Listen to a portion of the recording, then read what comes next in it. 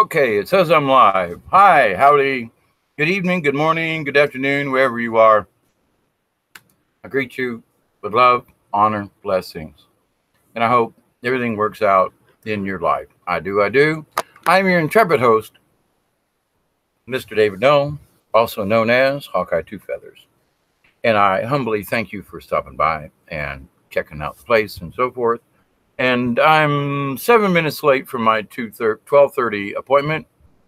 But between my nose running, the coffee pot not making coffee as quick as I want my coffee, and the fact that I was making my breakfast, lunch, and dinner just now, which it was a beautiful 3-egg little omelet type thing with some homemade homemade eggs. Yeah, I laid them earlier today, but no, my chickens did. Actually, they're yesterday's eggs, but and some cheese. Anyway, store-bought bread. I'm sorry, I can't I can't grow wheat enough to make bread with, so I'm stuck with that part. But anyway, so as homegrown as I can get. So now, what is this with the moon wobble and everything? Well, I usually do a weekly or bi-weekly update about what's going on with the moon. Well, oh my dear friends and neighbors, my nose is trying to run again. I'm trying to aggravate. So the other night I was talking about, I think it was Saturday, about the moon, and there's a window right there that is my observation point from this location in my house. Now, all my windows face south. I have a solar house, passive solar house, and so I can sit here and like, whoa, there's the moon. Okay. Well, I can tell where it is in the window because the window never changes. It's the same size. So the other night I was remarking about how I had to lean up to see the full moon. Well, last night, oh my goodness, I had to lean over and look up and could barely see the moon, which is like inside the window. It was like just above the windowsill, so I had to look up to see it. Now it's absolutely out of the window, which in reference point, I was holding up one finger. Is about 5 degrees. If I was looking for it earlier, it's around here somewhere. My little plastic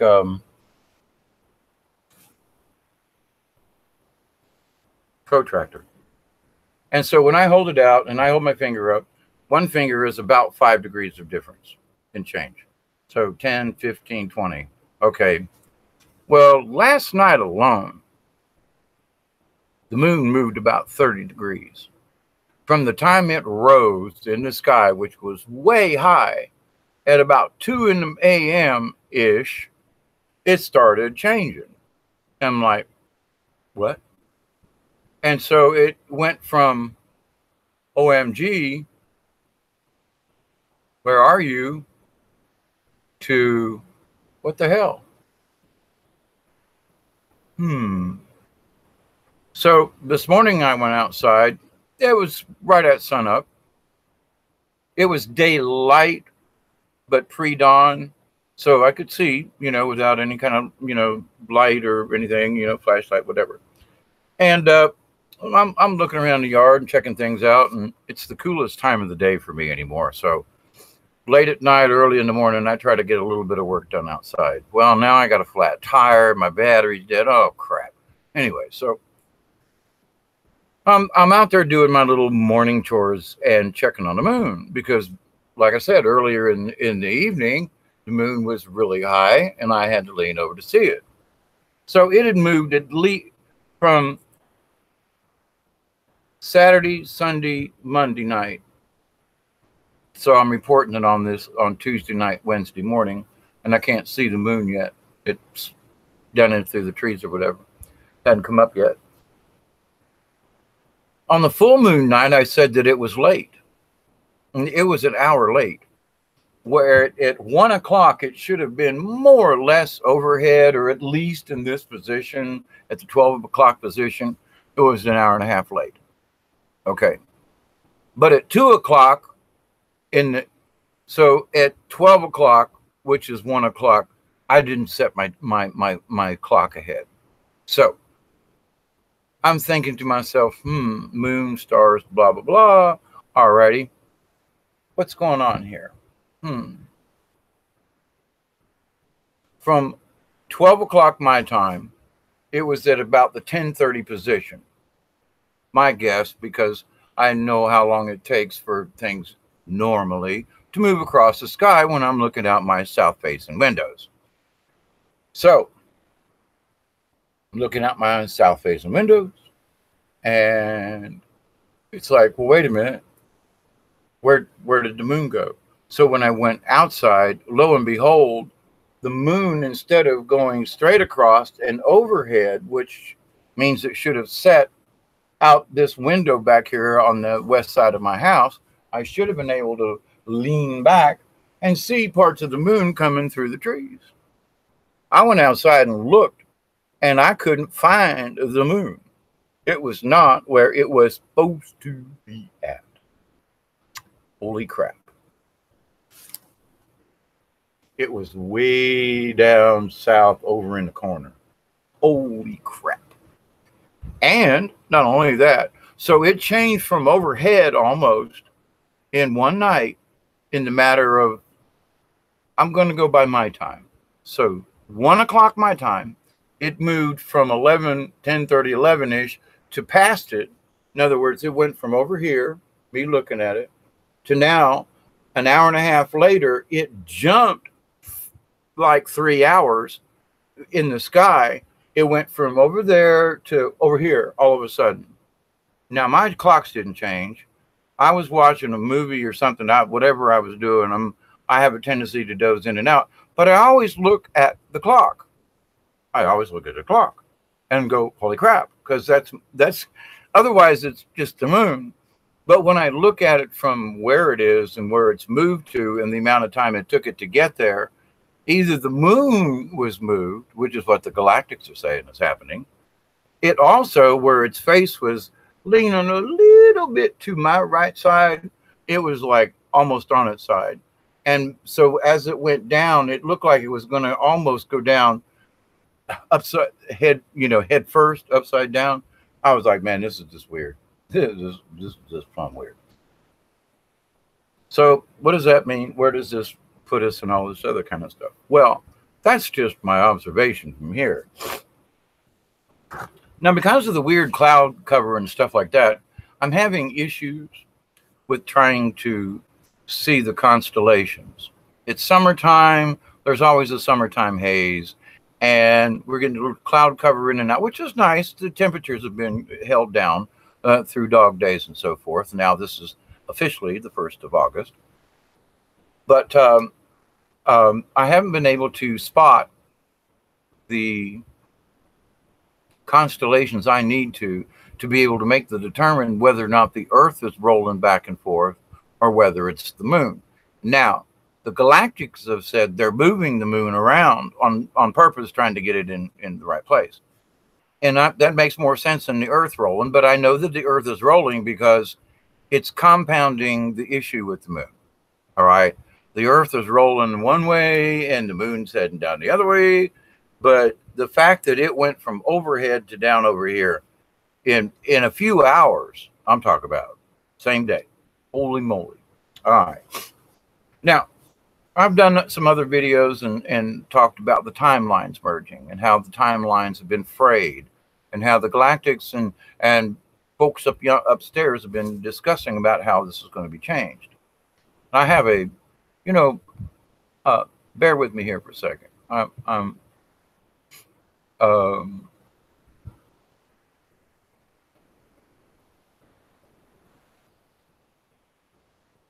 Hang on a second. I just had this weird thought. I set this live stream up ahead of time, and I can't see the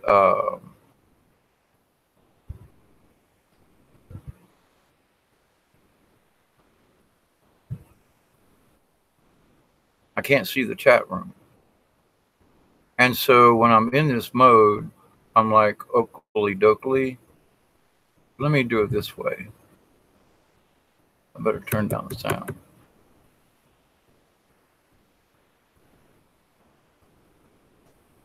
Because somebody might be putting something in the thing.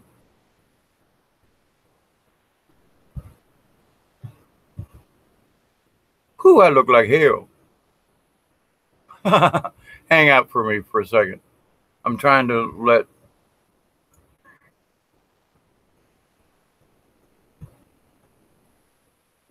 I don't know if anybody's in the chat room. I realized this when Mother Nature was on the other night. Nope, I'm the only one watching. Okay. So I can turn them. I'll leave it there. All right, so I'll say something. I'm the only one watching. Yay!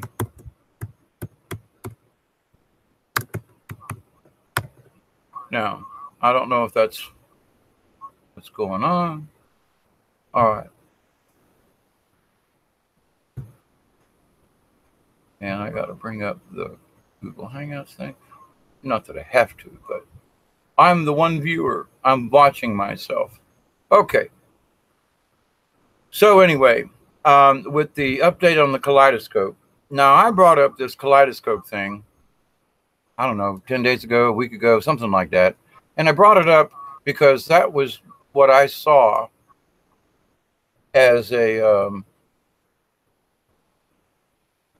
mental image of the colors going together, and that, you know, if you've got a kaleidoscope with all the funny colors and you twist it around and the lights and anyway, that's what's going on. And so two places, one especially tonight, earlier, and I try to wait on Tuesdays until after I hear my program, because it gives me confirmation to the updates that I get, okay, and makes me feel like, woo, they're saying the same thing, which is exactly what has been going on. So, but the interesting part that has been coming up is, though, I've been making remarks about things, and they use the same words that I use the next time they're on. So, so the word kaleidoscope, which is not like a household word that is used with timelines. So when I hear the word kaleidoscope used in the same sentence with timelines and merging timelines, I go, whoa, I must have got that message, correct that. So that's what I mean by this.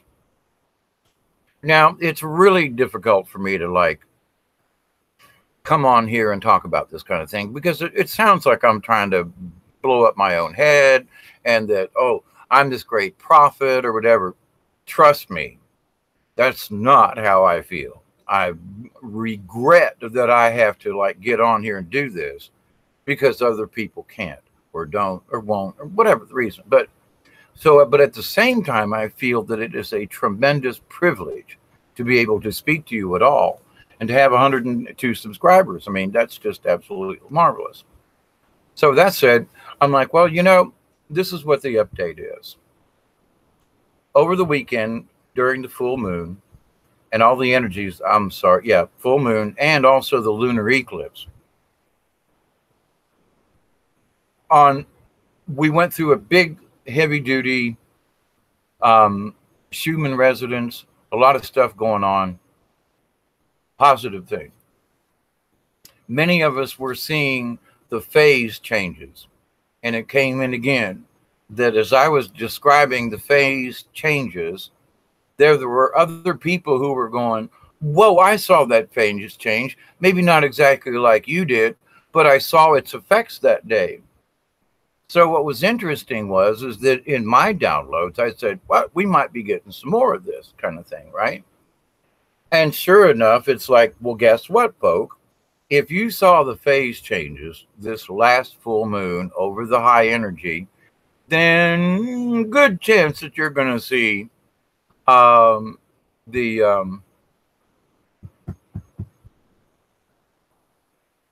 of this shift changing and merging that's going on right now. So it's like really important. All right. So we are in it right now. The full moon started it, and we're in an energy pattern. That I looked at one of the Cora satellites, and the sun is like pulsing like this. Really strange. I mean, it doesn't usually do that. It usually sends off a thing, and sunlight goes up over there, but the sun is going like this. No, not that fast, but it's pulsing, and obvious. It's like I was like, "Whoa, that's weird," because it doesn't usually do that. So now the galactic said we was going to get this. We were going to go through a thick space in space, galaxy, the solar system, the planets, the sun, all of us, we're heading through this stuff right now. We weren't warned, told we're here. The next other thing is that because of all the planets are on one side of the sun right now, we're a little lopsided. So we're not really going around. We're a wheel on a car that's out of balance and wobbling. Okay. So all of these things are going on, and the timelines are merging. So it's like I can see them, I can feel them. I'm like, this is really weird. Well, get ready for some more weird, because that's part of our change going into the fourth dimension. So I say for those of us with our frequencies to where we saw it. Now, anybody could see it, but those of us with a higher frequency, and it's understanding that it can happen, or, just awareness. It's not that I'm better or that we're better than somebody else, but folks are just ain't paying attention, so they probably won't going to see it. So that's kind of where I'm at with that. But with that said, it's like, alrighty, here we go. We've got all this information now. On the 8th of August, now I'm going to have to meditate on this one. I knew it was coming up, but the 8th of August is supposed to be another big high energy day. And from now until August the 8th, we're in this, it's not really a time loop, but we're in a little bubble. We're in a 2-week little bubble of stuff. Okay. It's high energy and things. And it's very possible within the next couple of days, we're going to get another high energy wave come in. And then when the new moon comes in on the 8th, I believe, because there's another eclipse, strange as it is. And so all these things are tied in cosmically, galactically, and it's going to continue having an effect on us. Cool beans. Because so far, other than me and my lower back and screaming and hollering and jumping up, well, I haven't been jumping up and down much, but to the point though, it's like, well, here we go. Let me see if anybody.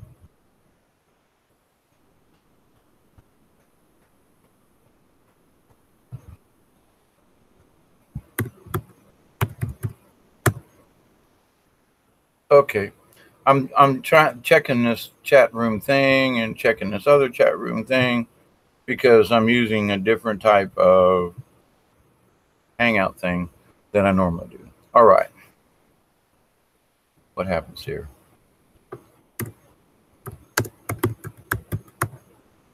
Okay, so it was interesting to see the timelines merging the other day and to see the kaleidoscope effect, I guess. I was really shocked to hear 2 other YouTube channel type folks discuss kaleidoscope specifically with timelines. I was just like, it's overwhelming me in a way, because it's like, do I trust my own downloads? Yeah, for myself. But if I'm going to share what I feel or get my download or whatever, then I want to try to have my ducks in a row, and I want to make sure my information is It's a personal thing, but it's for your behalf. So it's like, all right, so I'm looking around and checking things out and, meditating on the message kind of thing. And Sunday was just like, then I found out that a lot of other people just weren't feeling well on Sunday with like upset stomachs. And I had a headache that was as big as New Jersey. Oh man. Oh, phew. I had been in a drunken stupor, the head in the commode, kind of day.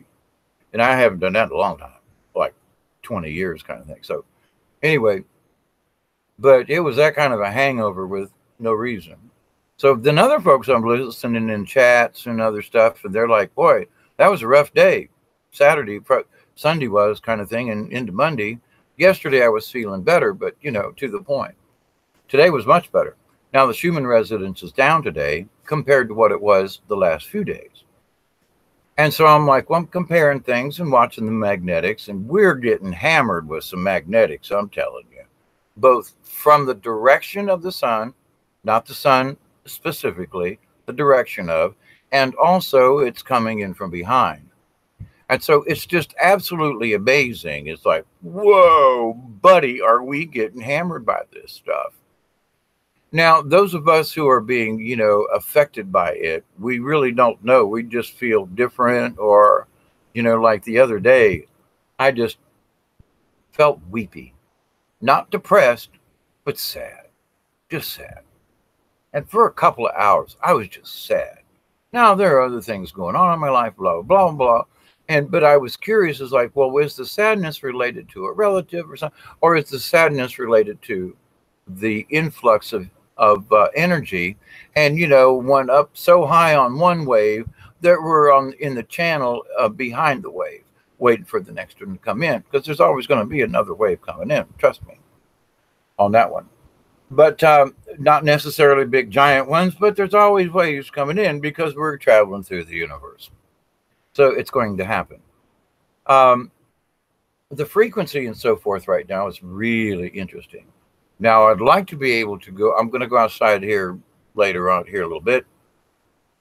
And we had a thunderstorm earlier, which helped cool it down even more. This is great for this time of year, I'm telling you. I live in South Georgia, and I can't afford to run an air conditioner. So I have to run fans. Well, my solar house is that upstairs in the summertime is a little too warm most of the time. Now, I do have an air conditioner in a bedroom upstairs, but it's just not worth running it for one person in one room. If it gets too hot, I know I can go up there and turn it on. But now, mostly if I stay downstairs, the heat rises. And I have a big open area here in front, so there's plenty of circulation. Now, what I learned in the olden days was to close the windows in the morning and trap in the cold air. Run your fans, and then in the evening, open the windows back up. Folks say, well, that just sounds, well, look, the hottest it's been this summer in the house has been 86. And it was like 90 something. It was like over 94 the other day when it was 86 in the house. You can say, well, that's not much. Yeah, but it didn't get very cool that night. It only got about 78 that night. So from 78 to 86 is only an 8-degree change. So it's like, so it changed 8 degrees in my house during the course of the day. Well, 86 is still tolerable, but I do have to sit in front of a fan. But now, as soon as the cloud comes over, something like that, and the temp drops, I open up the windows. I've got a fan that on the outside of the house that draws air through the house. So within a matter of an hour or two, my house has cooled down to almost the temperature of outside without the need of an air conditioner. And I've learned how to live this way, and it's only on extremely hot days that I have issues. So, but this is my paradigm. And I've turned my chair around a little bit so I can get a better flow from this fan here. Anyway, so the other day I was thinking, man, you know, it is so hot and the humidity is so sucky. And I thought to myself, 5 years ago, it was 104, because coming up in 3 days is my 5-year anniversary of my death on the river when I had that incident on the Ochlockonee River. And it was 103, 104, and 105 in the shade. And it's like, oh my God. And so I'm sitting here in my nice little house and I'm thinking to myself, wow, it's really hot outside. Yeah. And then it dawned on me, wait a minute. It hasn't only gotten down here, my house, It hasn't gotten above 96 but once this year, this summer. It's only gotten above 96. Well, actually 2 times. That once in June, and it would stay 96 to 98 for 4, 5, 10 days. We haven't. Am I bitching? No. I'm saying this is not normal. I'm saying this is too cool. I'm enjoying it. I'm not complaining, but it's not normal South Georgia weather for this time of the year. I should be have my shirt off, sweating my tail off right now. But it's almost too cool with the air coming in from the woods that is bringing in the cooler air after that nice shower we had a couple hours ago. So thumbs up. But in other parts of the United States, I mean, way up north, for example, it's hotter than what it is here now. And it's like, well, wait a minute, how does this happen? How did we go from, wait a minute, it's not very hot here, to, oh my God, it's way too hot down here. Oh, there's the chat room. Hang in, folks. I'm doing double duty, and I think I figured out what is going on. Wait, it's not my birthday? Oh, not yet. I was born at 12 midnight on the 30th of July. Hey, Rainbow. Hey, Pamela. Heidi. Howdy. I've been looking at just FYI, Pamela and Rainbow. I've been looking at the window on the Google Hangouts, and I wasn't turning on the YouTube channel, so I couldn't tell if anybody. I was looking on the Hangouts comments, not the YouTube comments chat thingy. Anyway,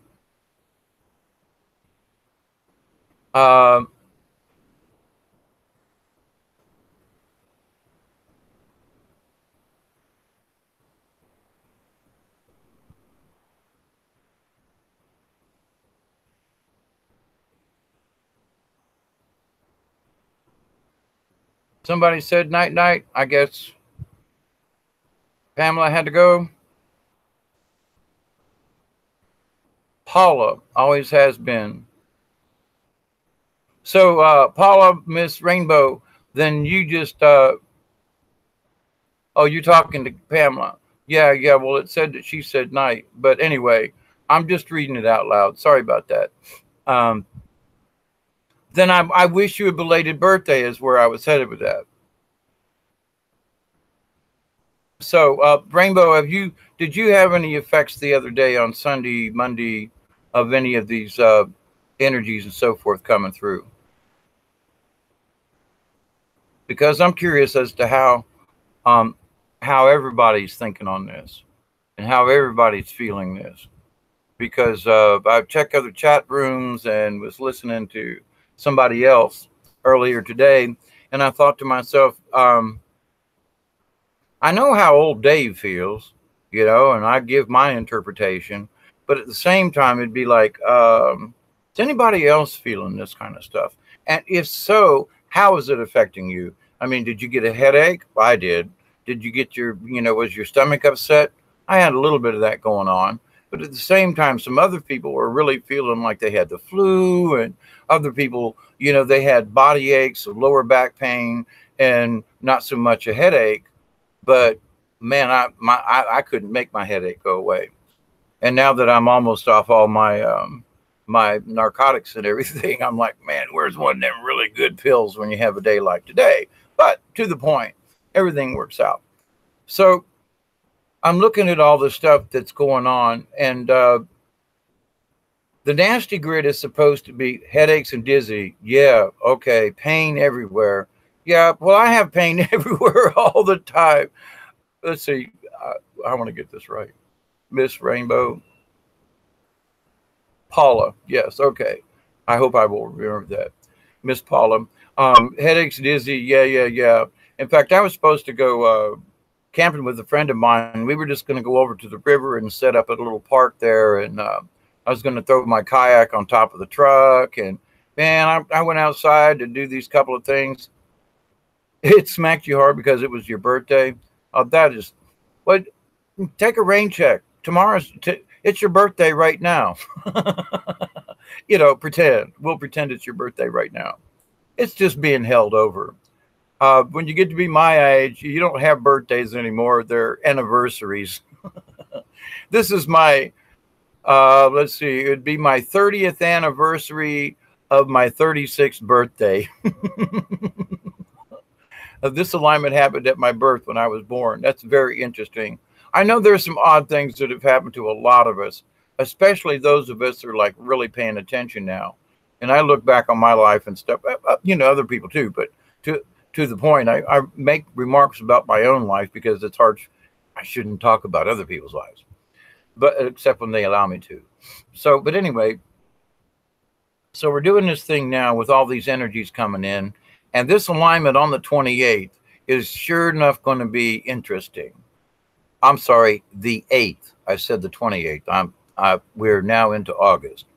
So this August the 8th, which in a way 5 years ago, I was on the river on August the 8th when I had that near death experience for 3 days and went walking with the spirit guides.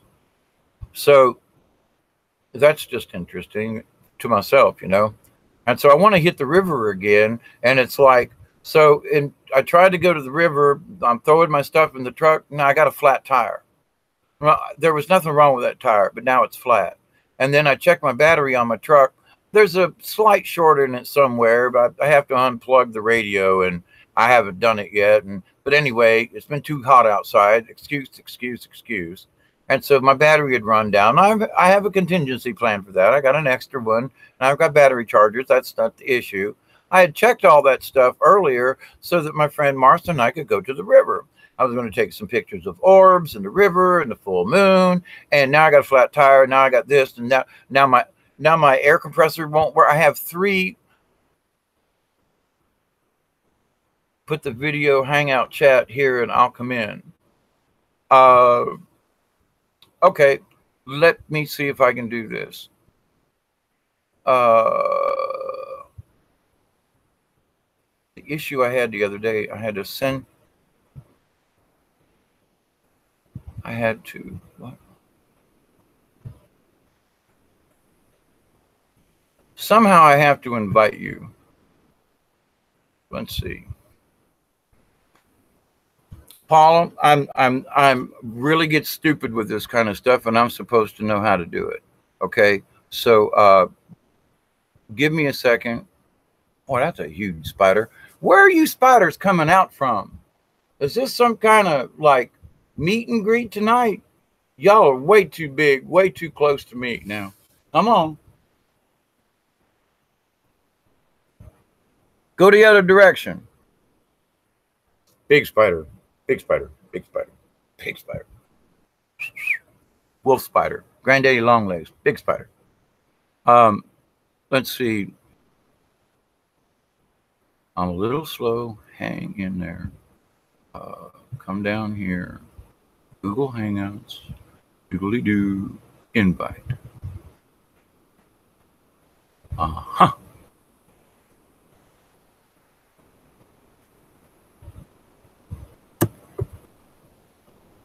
Yeah, right. Control-C. Copy.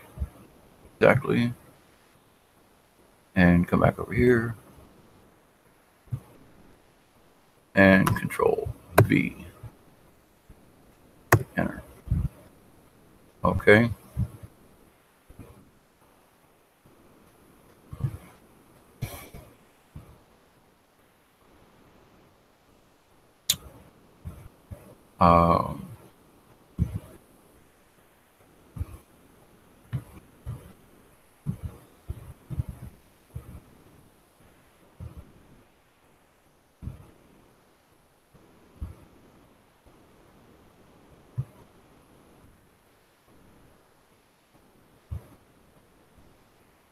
I know it's in this one too. Control-V.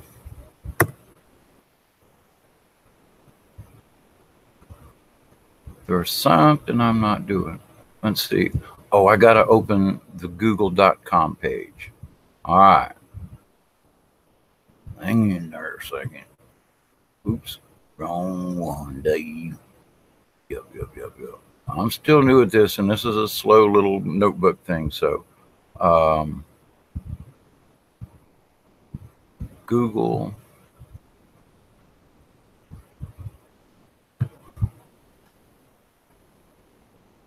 I hadn't set this thing up, Miss Paula, to invite anyone. Not that I don't want to. That's not it.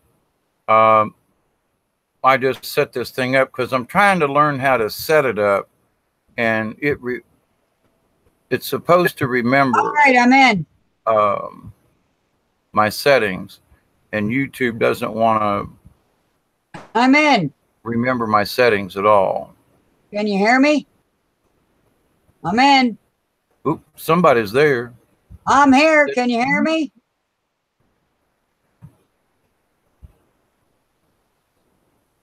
Can you hear me? You know what? I got my sound off. Hello? Hello, hello? Can you hear me now? I had my sound off. Well, you're silly.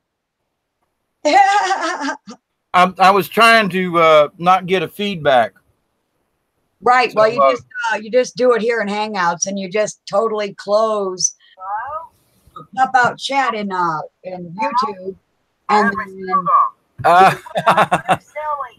you pop out chat, and then you just shut YouTube. Not get a feedback. There we go. I know how to do it now. Yeah. See? I'm getting better. Yeah. There you are. Let me add you real quick, if I may. Go ahead. Oh, it won't do it there. Okay. Never mind. So, good to hear your voice. Yeah. I caught you live this time. Check me out. Yeah. Really? How about that? Whereabouts in the world are you? Just. I am in Indiana, sadly. Please say that again. In Indiana, sadly.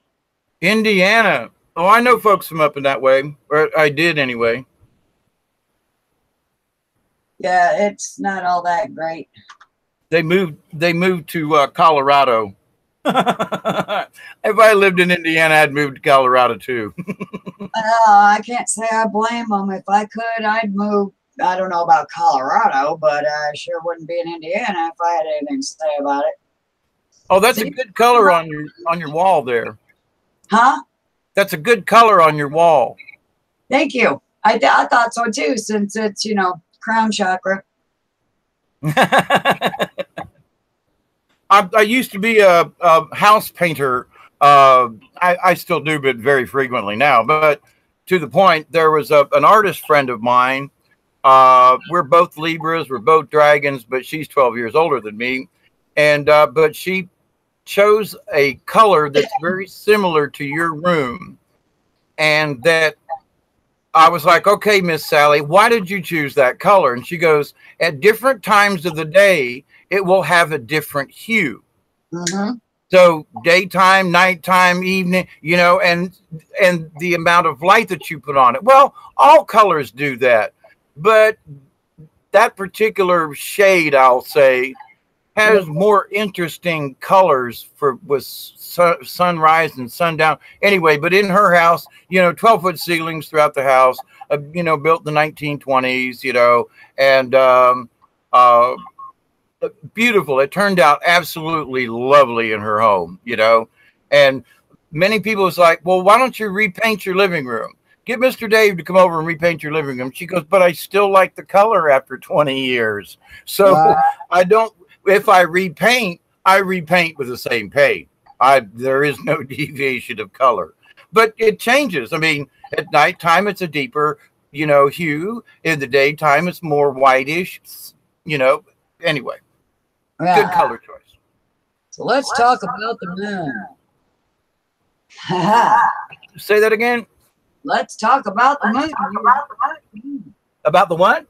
Moon, M-O-O-N. Moon. Oh my God. What have you been watching? The title of your video? Yeah. Well, I was speaking on it earlier before you got on. So, but I'll go back to it. That's not a problem. especially now that you will be my second person, well, maybe the third, that I've quote interviewed, that I care to hang out with, you know. So this is absolutely, yes, yeah. This is wonderful.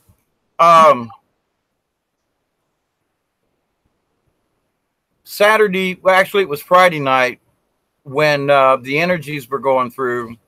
I was seeing these phase shifted beings, and you could see their outline, but it was like it was like watching late night in the old days with black and white television with the snow and the lines across. Okay. But it was like they were outlined and there was this little bit of static and you couldn't really see them, but you could. It was like an old Outer Limits movie or show. And so I thought, man, I've done a lot of acid mushrooms in my day, but I ain't never seen nothing like that without taking nothing, you know, and it's been so long. I don't think I'm having a reoccurrence here, but I'm having a phase shift. And then, so as I check in with other chats and other places, they're all talking about phase shift after I spoke about it, which for me, I usually am the one that speaks after the fact. Now I'm using words that they pick up on 2 or 3 days later. Like when I used the word kaleidoscope with the timelines merging. I did that 3 or 4, well, about 10 days ago, maybe a week ago. I used, you know, kaleidoscope specifically with timelines. And so tonight I hear 2 different other people in an interview and they're talking about kaleidoscopes and timelines in the same sentence. And I'm going, well, must be tuned in. Must be tuned in. Yeah. Tuned in. So, you know, I feel very grateful of my path and journey in this life. Well, even though it's been a SOB to live, you know, a lot of times. I get it. But to the point that I can hear it, I can feel it, I can sense it, and it's not a bad thing. And so when people say I get a download, you get like a lump. It's like a picture with a bunch of stuff attached to it, you know? Sometimes I get direct words. I mean, I'll like, here, grab a pencil and write this shit down. Okay, you know. But then there are other times when it comes in a block. And so I could never really figure out what these folks were talking about. Well, I'm getting a download, blah, blah, blah, blah. But, oh, I get it now. Yes, you get it now. Yes. I was getting it before, but they had to, I mean, seriously, they had to take my brain out. They had to take me out. They had to lay me flat for days and take me wherever they took me to teach me this. Yeah. I did not go easy. Well, yeah. Right? Not that I'm scared or anything, but I mean, I thought I understood. And they were like, slap me. No. Pay attention. Then this is how it, and this is what it, try that again. This is how it, you know, like me doing Google Hangouts 4 or 5 times in a row. I got to, you got to show me again to, you know, and then when I got it, I went, oh shit. Yeah. I've been getting this all along. Yeah. That's what's so stupid. If you would have called it. I wouldn't say stupid. It's just when you're learning something new, it takes time, especially if you don't have people on your channel much. So that, you know, when I saw you on, I'm like, I'm not watching anything important out there with my husband and he's, you know, playing his game. So, and I look in the chat and only me and Pamela are there. And then she left and I'm like, well, I ain't going to sit here and let this guy talk to himself. He's talking about my ruling planet. I'm coming in if he can get me in. Start talking. Well, I just, you know, all the blood moons. I don't know. Many people don't read the Bible, so they do not understand that when there is a moon eclipse or a sun eclipse, and depending on who can see it from where, it's a warning. It's a wake-up call. And then how convenient that after this last blood moon, that was the longest in how long? Then all the downloads, you know, these codes started coming in right on my birthday. Well, when I was born, if you go to my channel and watch any of my videos, which, by the way, if you know how to give me a wrench, that'd be great. If I don't already have one. I don't know how to. That's Okay. beyond my comprehension right now. We'll teach you that later then. We'll get in a live chat, me and you, in Hangouts alone, and I'll share screen and I'll show you how to do it. It's easy. But anyway, it's warnings. Those blood moons are warnings. And the 3 we had before that, one was the engagement ring, which, you know, if you understand that the reason that we're here on planet Earth is to go from Lucifer to Christ, from judgmental to non-judgmental, then you're engaged. Then the next blood moon was the wedding. And then that 3rd blood moon that was back a few months ago was like the reception, the wedding reception type moon. And then now, and plus it was a blue moon. And so it was a purple moon, which is royalty. So it was a royal warning, you know, wake up, people. And then now we had this blood moon, and it smacked the crap out of every single one of us, trying to wake everybody up. Now, it will even smack the crap out of you even if you're awake, you know, because it's, you know, changing the DNA. But when I seen you were talking about my ruling planet, I'm like, well, I know a little bit about my own ruling planet. So, and no one else is here, so I'll come in. Well, there you go. Yeah. But if you want to know who I am, just come to my channel, check out all my videos, start at the beginning. I don't have that many up there. Get in there before I got too many. Go to the very first one at the bottom of the page and start watching them all up the page in order so that you don't get lost. And you will know exactly who I am. And no one will be able to tell you that I'm someone I'm not, because that always happens. People run around crazy in their head and they make assumptions about me, and they start talking bad about me behind my back and talking bad to my face like I'm not another person with feelings. I'm a Cancerian. The motto of a Cancerian is I feel. I feel everything. Even if you're not verbally attacking me to my face, I can still feel enough being attacked. Assume that they think I am. Now, if you want to know who I am, I have laid the foundations out as crystal clearly and simply as possible on my YouTube channel. If anybody has any doubts about who I am, come to my channel. There was something else I was going to say. And it's really sad that people don't do that. They just assume that, you know, because somebody said Paula's crazy or Paula's bad or Paula's pretending to be someone she's not. No, Paula never has done that. Paula is an open book. Paula will tell you the truth as it is. I don't candy coat shit. I candy coated up to a point, only to try to be polite to people, like on this channel. The reason I don't is because I've been saying this for freaking weeks now. If you cannot handle Paula, Rainbow Phoenix, formerly Rainbow White Phoenix Rising, you cannot handle these energies right now. What has been, what is now, and what is still yet to come. Well, my job is a communicator, and being I used to MC shows. You know, I've literally been in theaters where I'm in front of 1,000 people, performing, singing, dancing, whatever. I've been in 85 different shows in my lifetime up to this point. Nice. I used to travel around and do puppet shows. I have a collection of 150 puppets, most of them that I made. Some of them are, you know, store-bought or hand-me-downs or something, gifts from other people. But so I'm used to communicating. I placed 7th in the nation in extemporaneous speaking back in 1989 in a VICA competition when I went back to school. So I have a lot of experience in communication.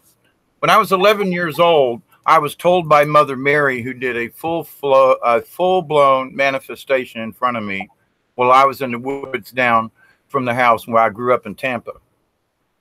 And she told me that there was going to come a time when I was going to have something to do. I'm like, but what? You know, I'm 11 years old and here's Mother Mary, right? What do I do? And so being raised a Catholic, pedophiled by 4 different priests, blah, blah, blah, no longer in the church, and a lot of other things happened. I realized here recently, Mother Mary did a full-fledged manifestation with one of my teachers from Tampa Catholic, who was a Dominican nun, who told me not to join the priesthood in 1970, but to study Buddhism because Jesus was a Buddhist. She'd been to the Vatican. She had learned a lot of things in the Catholic Church. She didn't believe in this is 1970 now. And it's a long story, but just trust me in that I spent a lot of time with Sister Helene 2 months after I graduated high school. And we became friends for several years until she passed away. She knew about theater. She knew about engineering. She taught me drafting. She taught me engineering and architecture. And she said that I was the most gifted. Well, I beat out 9 other engineers when I had my job this last time before it went to Mexico. But to the point, she was right. And that I didn't have enough confidence in myself, in the gift that I already had been given. I just had to tweak my gift. It was a God-given creator source kind of thing. But when I told her that I felt like I was compelled to go into the priesthood or that I wanted to help people and so forth, she goes, please don't join the priesthood. Please. Well, after being pedophile, yeah, duh. So, but she said, but study Buddha.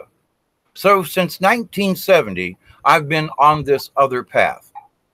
Christian, Buddhist, you know, Confucius. I've got all 3 books of the Bhagavad Gita. I mean, I have been searching not as a lost soul, but as a person traveling on the road to make sure I stay on the right road. When I found out, you know what I found out after all these years? I'd been on the same road the whole time. I just fell in the ditch every once in a while. Yeah, exactly. That's how it works. Yep. Those who, you know, will wake up in this lifetime or any lifetime, are in the world, but not of it. And every single one of my birth charts, whether it's Vedic, whether it's Christmas cards, whether it's the, what's it called? The Indian Vedic astrology, you know, all of them, they all say that I am in the world and not of the world. So I am not here for myself. I am here to help others. Because I don't belong here. I never did. This is not my home. It has nothing for me here. Things don't matter to me. Only souls who matter to me. That's it. Yep. When I do my Facebook videos, because I need to get you on Facebook too. I'm just David. No. Okay, I'll Google your name. I'll find you. As a puppeteer and a storyteller, I had 20 years with my name as David Null. And I'm like, you know, I went through a long, I'm still on the shamanic journey, if you will. But I mean, I have been taught by real medicine men and women, true shamans with, I mean, sweat lodge, and not like you see in the movies kind of thing either. No, no. You know, so my journey has been to find out as much as possible for many reasons. And I realize now the journey was so that I could speak on all of these different levels.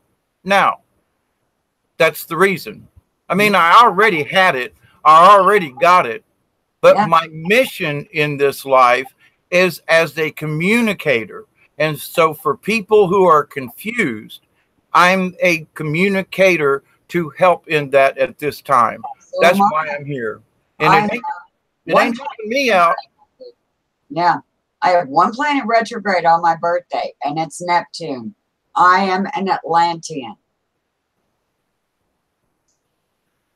On top of, because if your Neptune's retrograde, you're an Atlantean on the day you were born. Mine was, and it was the only planet in retrograde on my birthday. And it was in Libra, the balance, the scales. And my chart is well balanced. And my chart is the Royal Arc of Enoch.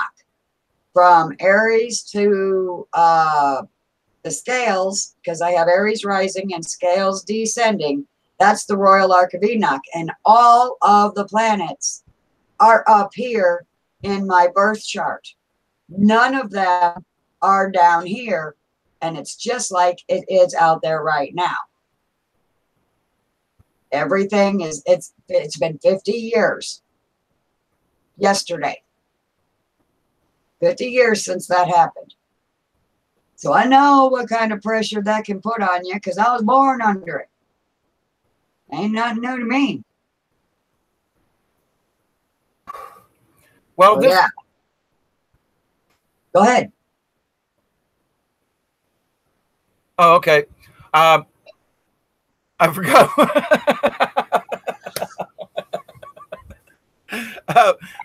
That went quick. You probably just got a download though. Actually, yes. When I was, I don't know, 6, 7, 8, 9, 10, you know, I grew up in, I was born in Ohio. I was adopted by my uncle at the age of 3 and a half in 1956. But I was born in September 24th, 1952, around 9 something in the morning is about as close as I can get it. But anyway, I was in 6 foster homes in less than 3 years, plus with my mother in between times. So whatever was going on in my early childhood at the orphanage there in Cincinnati, Catholic run, by the way, some weird things happened to me when I was there. And I mean, I've got dreams of caves and caverns and things when I was 8 years old that still reoccurred to me. I'm traveling back into those dreams where they used to scare the shit out of me. Now I'm going back in them with my armor on going, okay, here we go. I was scared of you before, but I want to see what the hell you scared me. What scared me. And I've got pictures of me when I was small at 3 years old. And I'm not a happy child. And I'm a happy person, basically. I mean, I'm always cracking jokes and speaking out of turn, blah, blah, blah, blah, blah, you know. And my mission in life is to be, with my puppets and storytelling and so forth, is to make people laugh. So the fact that as a young child, it was always there. But when they have pictures of me, I'm like scared shitless. I've got this like, what am I? Look, there's no happy child. What did they do to me? Yeah. We all are being comedians. Because if you don't laugh, you're going to go batshit crazy. Yeah. Bat crap cray cray. Cray cray. That's one of my favorite sayings is bat crap cray cray. Oh, and Mayan also. In Mayan, I'm the serpent, and the serpent is the wisest. It doesn't mean bad. It means good. That's the little like thing they give me. But my spirit animal in Mayan is the bat. And the bat is the most revered to the Mayans. You could even ask Anna about that. She would know. Raven Wolf?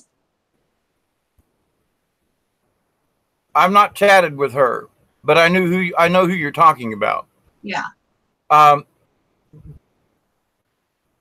interesting that you say that, in that, and this will be the first time I believe that I spoke on camera about this. Not that it's a big deal, but here goes. There are snakes in my house. Actually, it's more of an oak snake, rat snake. But this puppy's 7 foot long and looks like a boa constrictor. And the odd thing to me, because I live down in the woods, I live in a swamp, critters are all over the place. Okay. Oh, I grew up in Georgia. I get it. Yeah. And just north of the Florida line by about 30 miles. So, there you go. But there's a small river on the back that is the property line on the west side of my property. And I got like about a half a mile run that twists and turns and everything when it flows. It hasn't flowed in 5 years, by the way, even with all this rain we've had. It's really creepy. Whoa. My backyard used to be a swamp. I mean, I literally used to have to walk through wet spots to get to the river. It hasn't been that way in 5 years. 5 years. Wow. And it used to normally be wet. Anyway, let me go on with this other thing with the snake. Yeah. I built this house myself with the help of a few friends over the years, but basically myself. It's a passive solar house with 20-foot south-facing walls with windows all in it. So it's nothing but windows on that I'm in the direction I'm looking at, all the way up 20 foot up, right? Uh-huh. And they're recycled windows from old houses, Victorian houses, old tobacco barns. I tore down 3 old tobacco barns for the wood. It's in various places in my house. So as an old hippie back in the 70s and early 80s, that's when I started homesteading this piece of property, was in 1982. I moved onto the property officially in 83, and I've been here ever since, other than a few trips here and there. But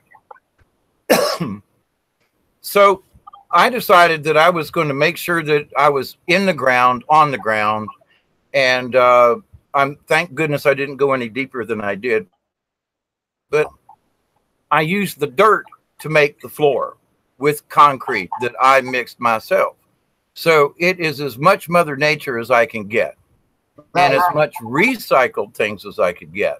And I still pick up a thing or here or whatever. All right. So that's the primary setup here. So I sit here at my house and I look around at other folks, and there are things that I literally I start taking for granted.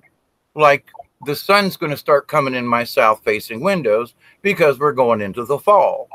My heater comes on automatically. I have to draw the curtains to turn the heater off if it's too warm. And anyway, same thing with like in the summertime, it's a little warm in here, but I'm running 3 fans. Big deal. It's a lot cheaper. I can't run one little window air conditioner. I can't afford it. I'm on limited income, but I can make it.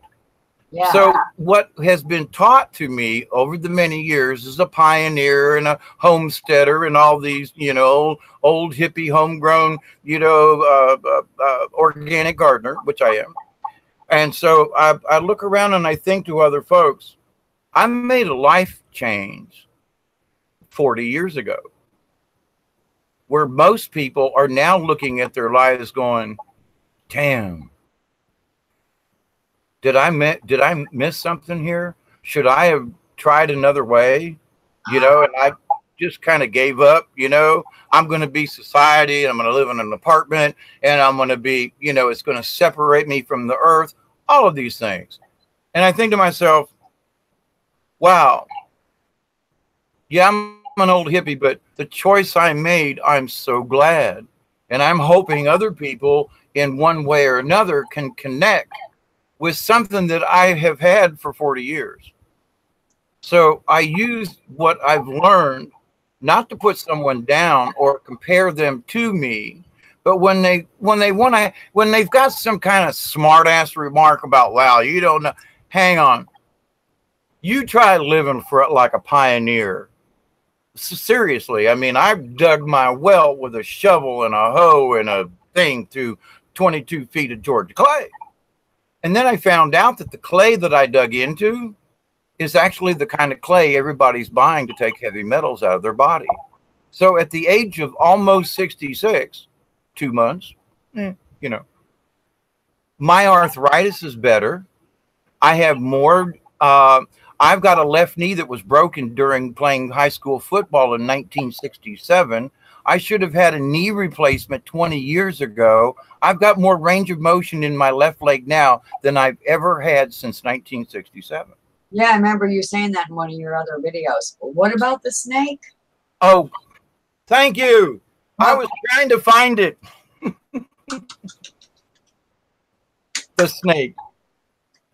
So anyway, so with my house, there are sections of the house that still aren't finished on the outside because termites it's just been one of them things. Yeah. It's never going to be finished, I realize. But so a snake has gotten in to somewhere in the ceiling of the bathroom that sticks out from the house. It's like a little outhouse that sticks off of the house. Uh-huh. And so every once in a while, I'll see the snake. Now, many years ago, I heard this thump, thump, thump, thump, thumping in my ceiling and was like, what the hell is going on? When the snake was in the house during the wintertime, which makes sense to me. It's nice and warm in here. He had caught a rat.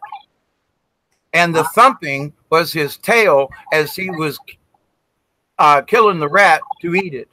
And I was like, right on, buddy. That snake is actually better than my cats that I got, right? Okay. But so after that incident, in that same spring, I was outside, just right out back here. And I'm trying to finish the extension of that bathroom. And I'm working outside right around where this snake goes in and out. All of a sudden, I see his head appear. And it's damn near as big as my fist, okay? And all of a sudden, he comes sliding out of this. I don't even know where the hole was. It was just like he just came out of the wall. But he kept coming and coming and coming out of the hole. And his head was on the ground while his tail was still in the hole. And I was like, holy shit. So I measured it. Sure enough, it's this oak snake. Now, I have handled this snake before. He's gotten into my chicken pen. He's eating eggs, and I scold him and go away. I caught him and his mate literally getting it on in my shop outside. I mean, I walked in and these two snakes are like getting it on over my head. I took a video. I was like, this is nuts. But so when the snake came out, he looked right at me and was this far from me. And just went right on by like, hi, Dave. If he had an arm and a hand to wave, he would have waved. He waved mentally. I know, but my point, you get my point. Yeah. So I don't tell many people that I have this 7-foot huge rat snake who's lived here for years now. I mean, he wasn't that big when I first moved in, but and I've taken away a couple of other oak snakes that refuse to stay out of my chicken pen. This one, he's a little too big to get in. But to the point, though, I thought to myself, snakes are supposed to be bad. Well, it depends on what religion or what thing. Oh, well, it's Satanist or there's a snake. Well, yeah, okay, just stop right there. Snakes go way further back than any kind of Satanism or whatever. And snakes, depending on the snake, they're very spiritual, especially in the Native American tradition. And the story about the young brave who goes up the mountain and he meets this rattlesnake, and the rattlesnake asks him, will you pick me up and keep me warm and take me to the bottom of the mountain so I can live? And the brave picks him up and he takes him down, and the rattlesnake bites him, and he looks at the snake and he goes, but I saved you. I brought you down here. And the snake looked at me and at the boy and said, but I'm still a rattlesnake. I am a rattlesnake. But that's where most people let the story end. Now, in Native American tradition, that because the brave saved the rattlesnake, The rattlesnake bit him so that he could join the rattlesnake clan. Yeah. And become part of the tribe of snake, because so he honored him. So, but most people say, well, I'm a rattlesnake and therefore that's why. Okay, but there's a lot to that, but that's not the end of the story. Right. He was taken into the underworld and lifted high up and praised and adored, because even as an Indian brave, he took it upon himself to pick up another critter. And so, you know, like creators smiled down upon him, these snakes. And what happened to this young boy was he was able to go between worlds. He was able to be with the snake clan, but at nighttime he was allowed to be human again.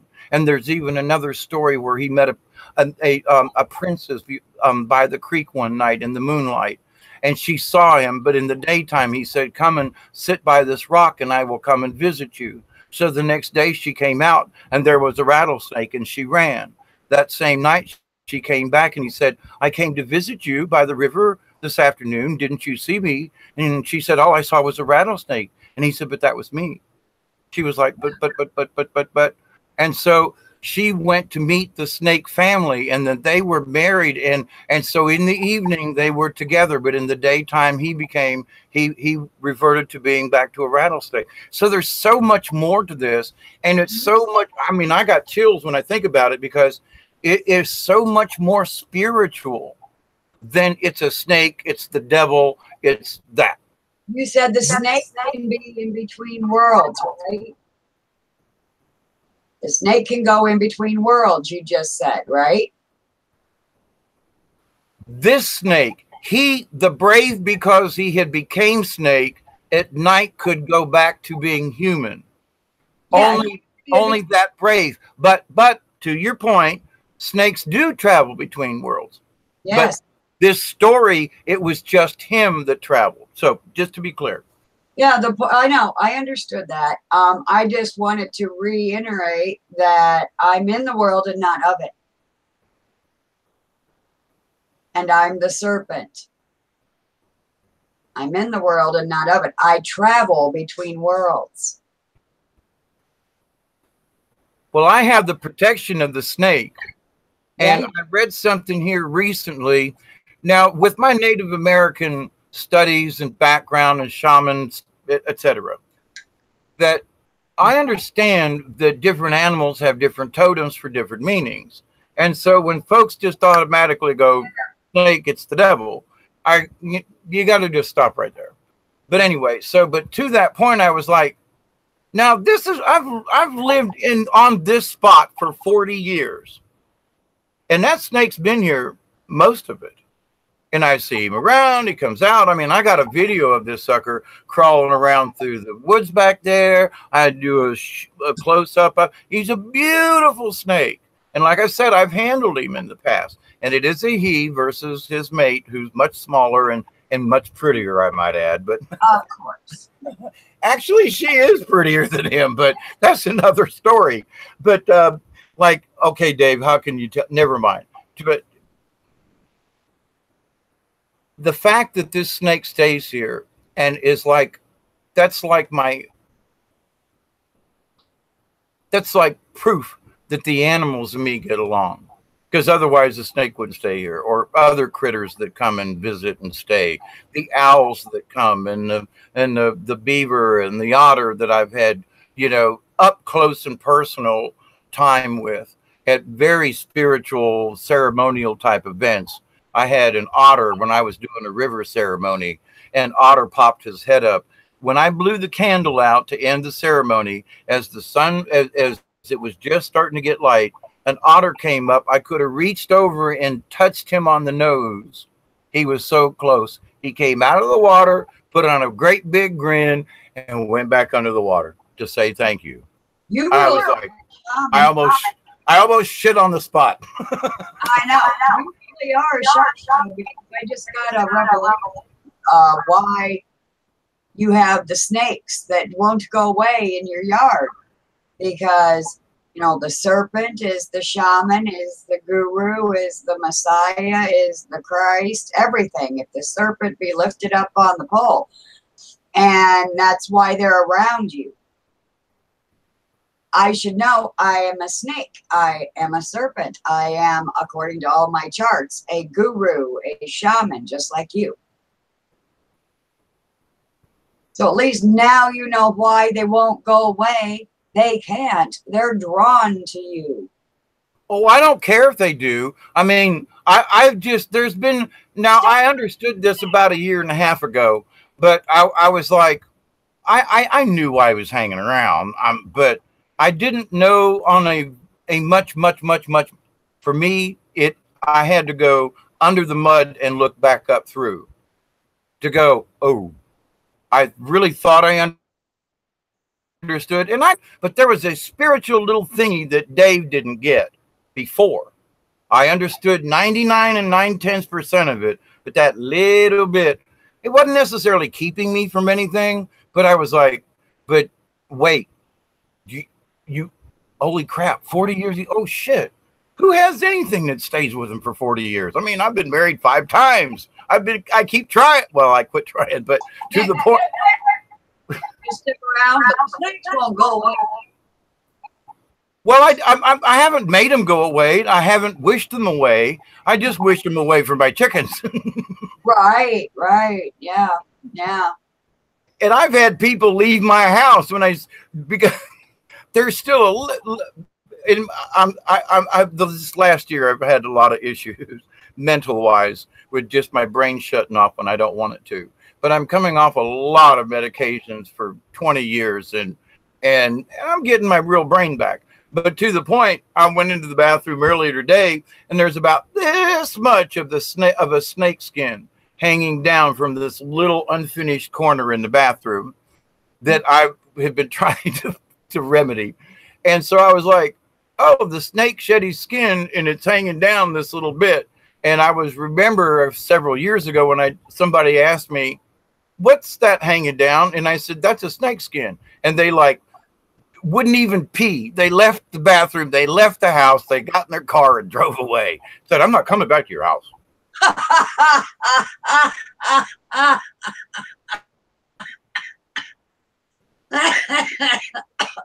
Over a snake skin. That's hilarious.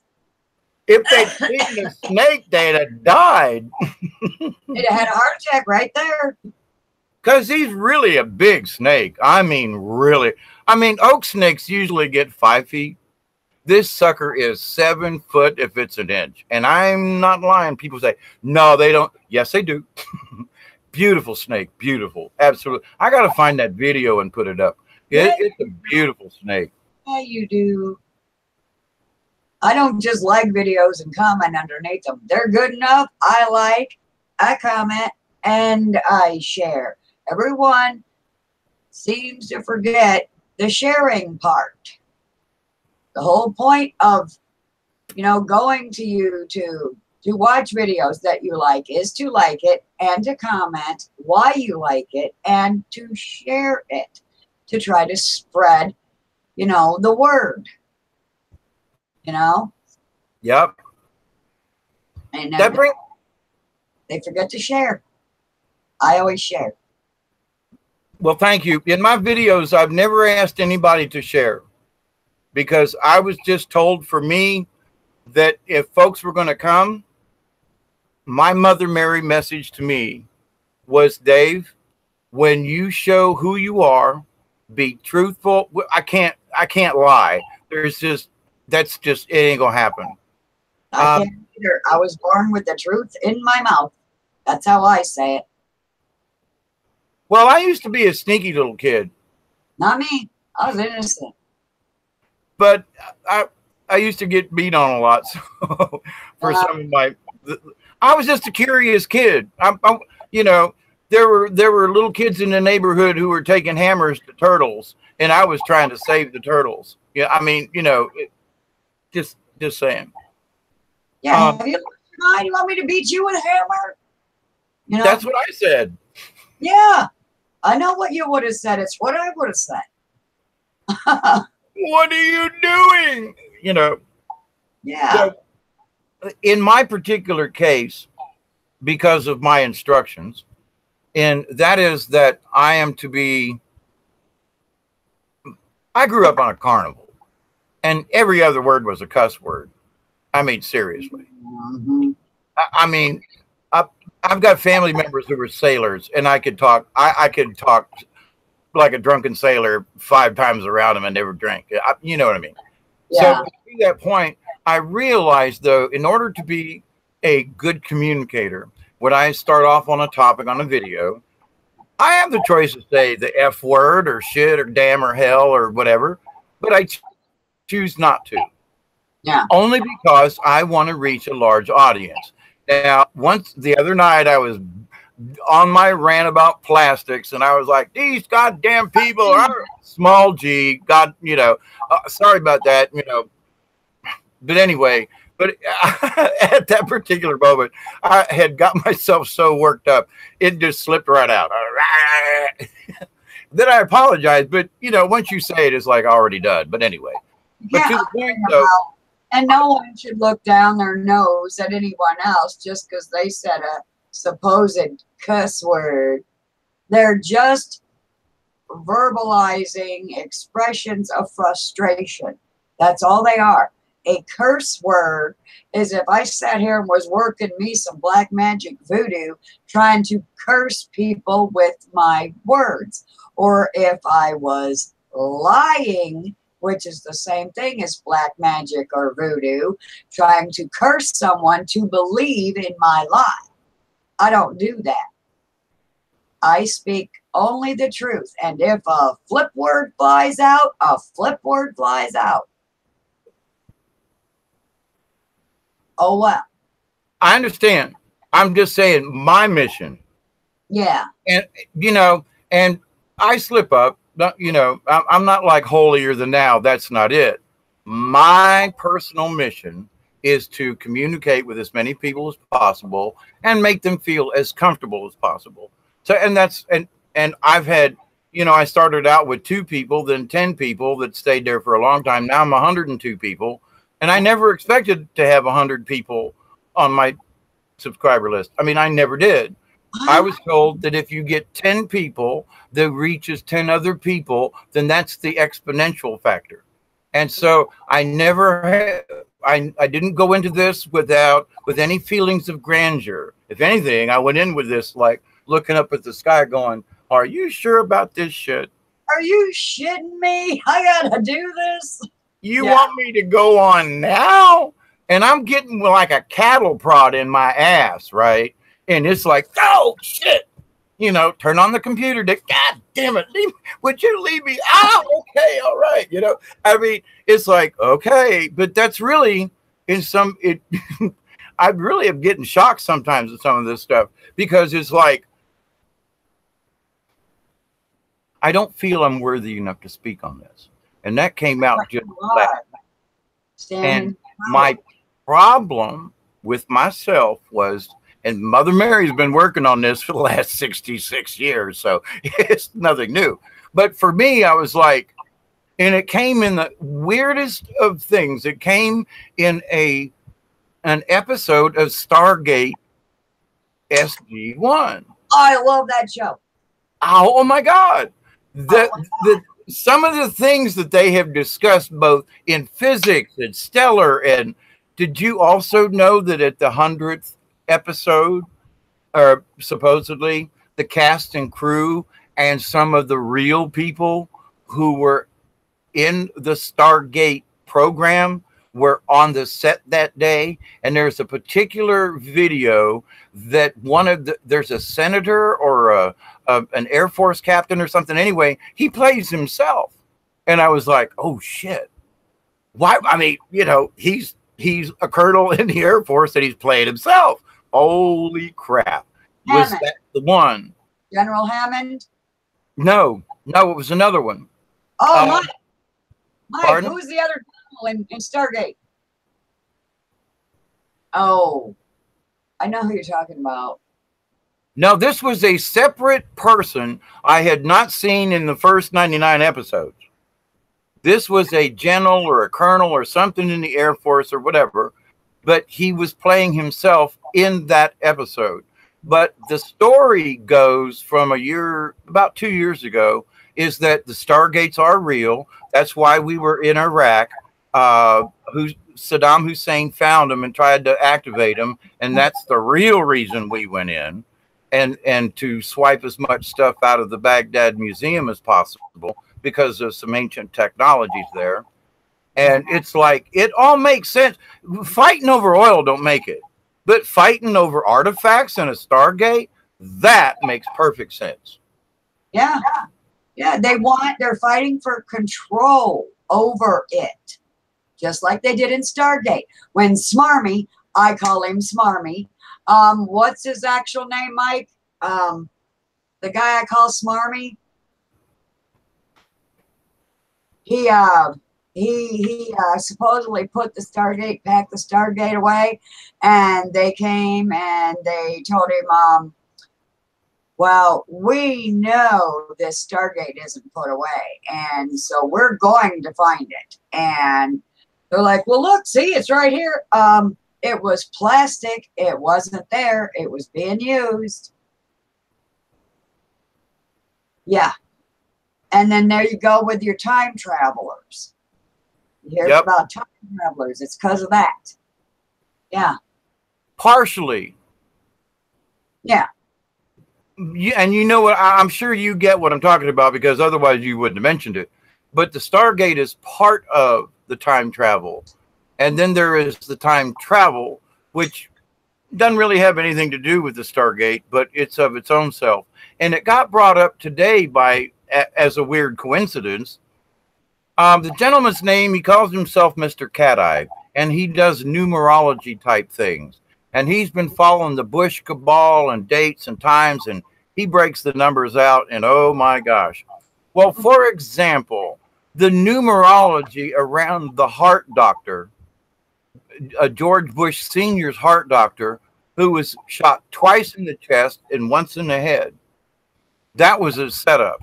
Now, what was seen on the supposed shooter's back was this big square box type thing in an army green, type of rucksack. I don't know of anybody who would just ride around on a bicycle with something that big on their back. It's cumbersome. So Mr. Cat-Eye, he's like, he understands time loops and things, and I agree with him in his assumption that in 2012, when the Mayan calendar ended, something happened then.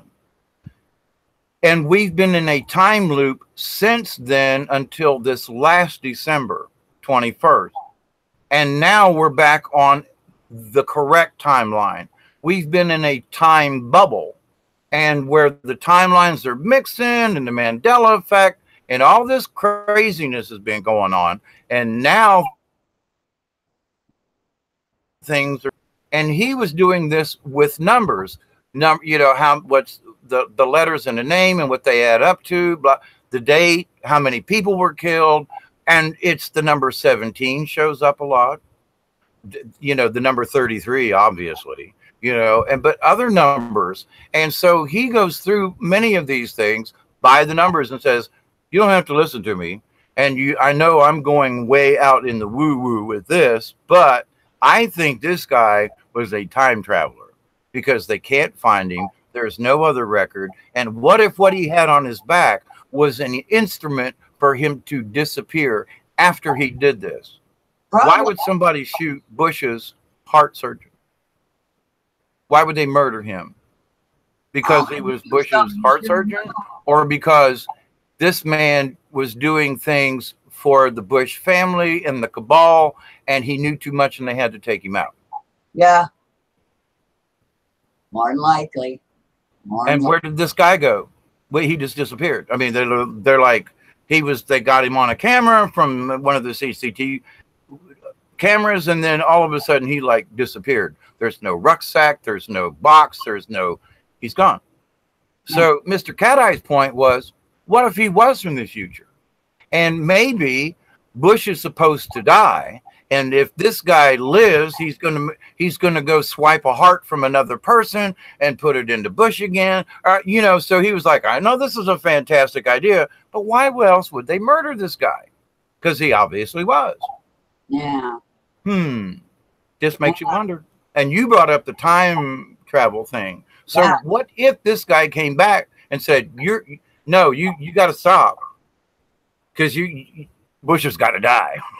And we're sorry, but we're going to have to take you out to go along with. I mean, that's really far-fetched, but to the point.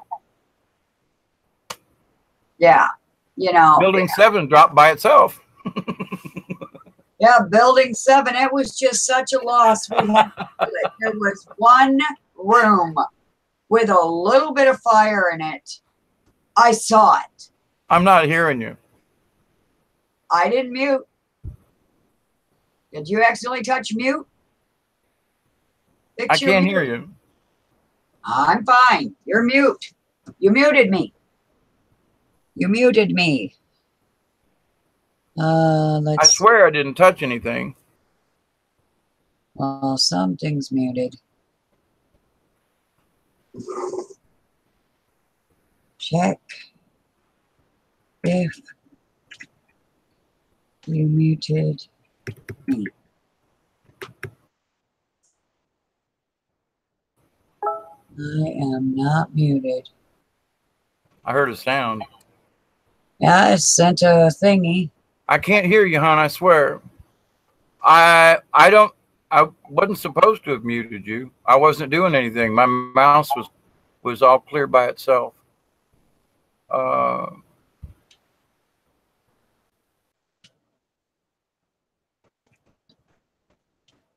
Unmute.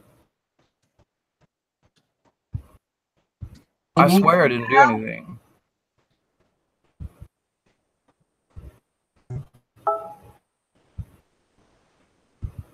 Okay. I don't know what happened.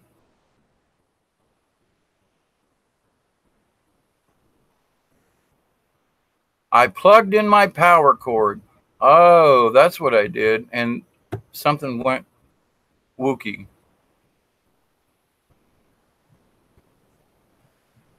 Can you hear me now? Absolutely. All right. I've been doing this for a while. I know all the tricks. I plugged I had my laptop unplugged, and when I plugged it in, something happened. It went click, you know. Yeah, when you're plugging it in, you know, either do it before you start your video, or, you know, it's better to just do it before you start your video, because then it will do something like mute the person that you have in there. Yeah, it's weird. I don't know why. I just know it happens. Yeah. Well, that was what it was.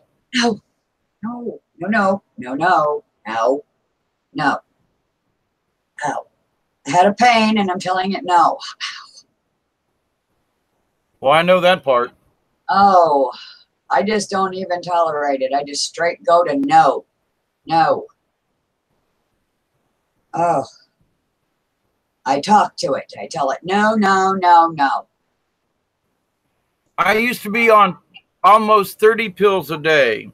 Yeah, I know. I've heard you talk about it. That's just nuts. Thank you. And I'm down to one big Tylenol, which is an 800 milligram, 2 aspirins at about 325 apiece, and maybe 4 tizanidine, which is still, I got another bottle and a half of these things. But I used to take 4 of them a day. Now I'm saying 2, 4, 6, 8 of them a day. Now I maybe on a heavy day would take 4. Maybe. I'm usually only taking 3 or 2. And it depends on my outside activity. I fell backwards. A scaffolding I was on, up about 22 foot up, collapsed. And I fell backwards across the cross member that held it up and landed across my back this way. And so I've got back issues. I mean, technically, as a child. So, yeah. My younger sister caused it. Plus, I was born with a little bit of a crooked spine. It's more like it's not crooked so much as it's twisted. I don't know Like, what my mom did when she was pregnant with me, but I think she tried to abort my ass, you know, by doing drugs or whatever. sort of like a scoliosis. Yeah, it's like scoliosis, yes. And oh, it's painful. It's so painful. Yes, it But is. the good news is that through the wound, the light enters. So through the pain, the light enters. So those who think, oh, if you have pain, you're not spiritual, you're not doing something right, they are liars. If you're not in pain, your light is probably not real. You know, because the spiritual, the real light, not the fake light, the real light only comes in through the wounds. A couple of weeks ago, I was having a little chat, and I don't know, it was like 4 in the morning kind of thing, like my usual deal, I guess. And so, oh, you can't sleep. well, I've always worked second or third shift all my life.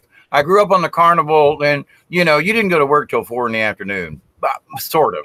You know, and you cleaned up your ride, you get everything ready, and you turn on the lights, and then you work till 12 or 1 o'clock in the morning, and you were up until 2 or 3, and then it started all over again.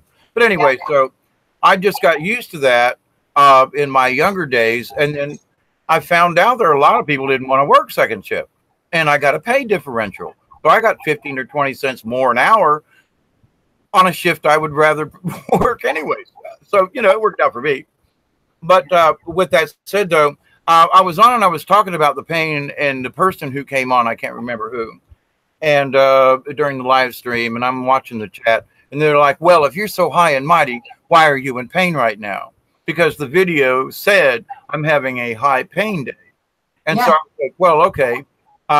You know, and I wasn't trying to bitch or complain about it. I was just saying, wow, this is a, you know, galactically, this is a high pain day.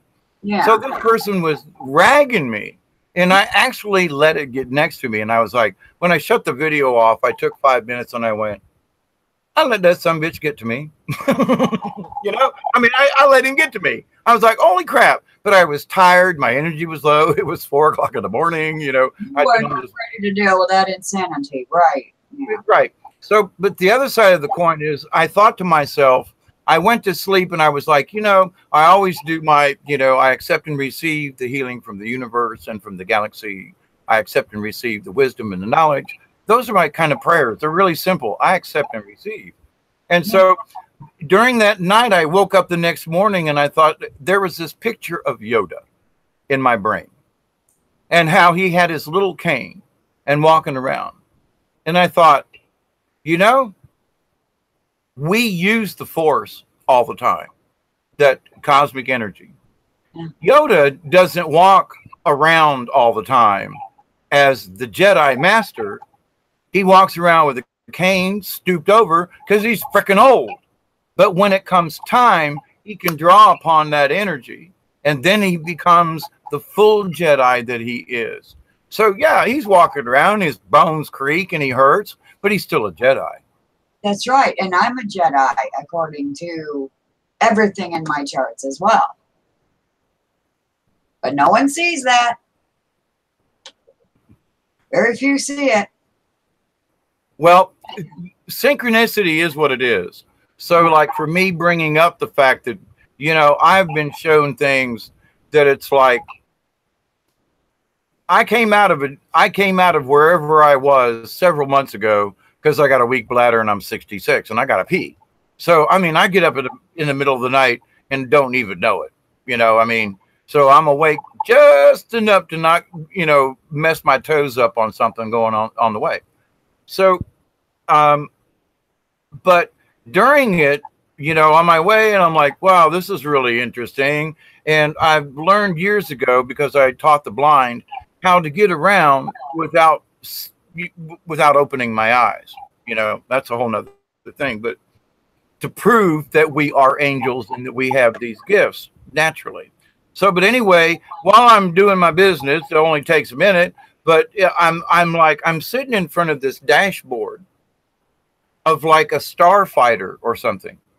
Now, I've dreamt of these things as a kid, but as an adult, I don't dream about driving starfighters and fighting in Star Wars kind of things.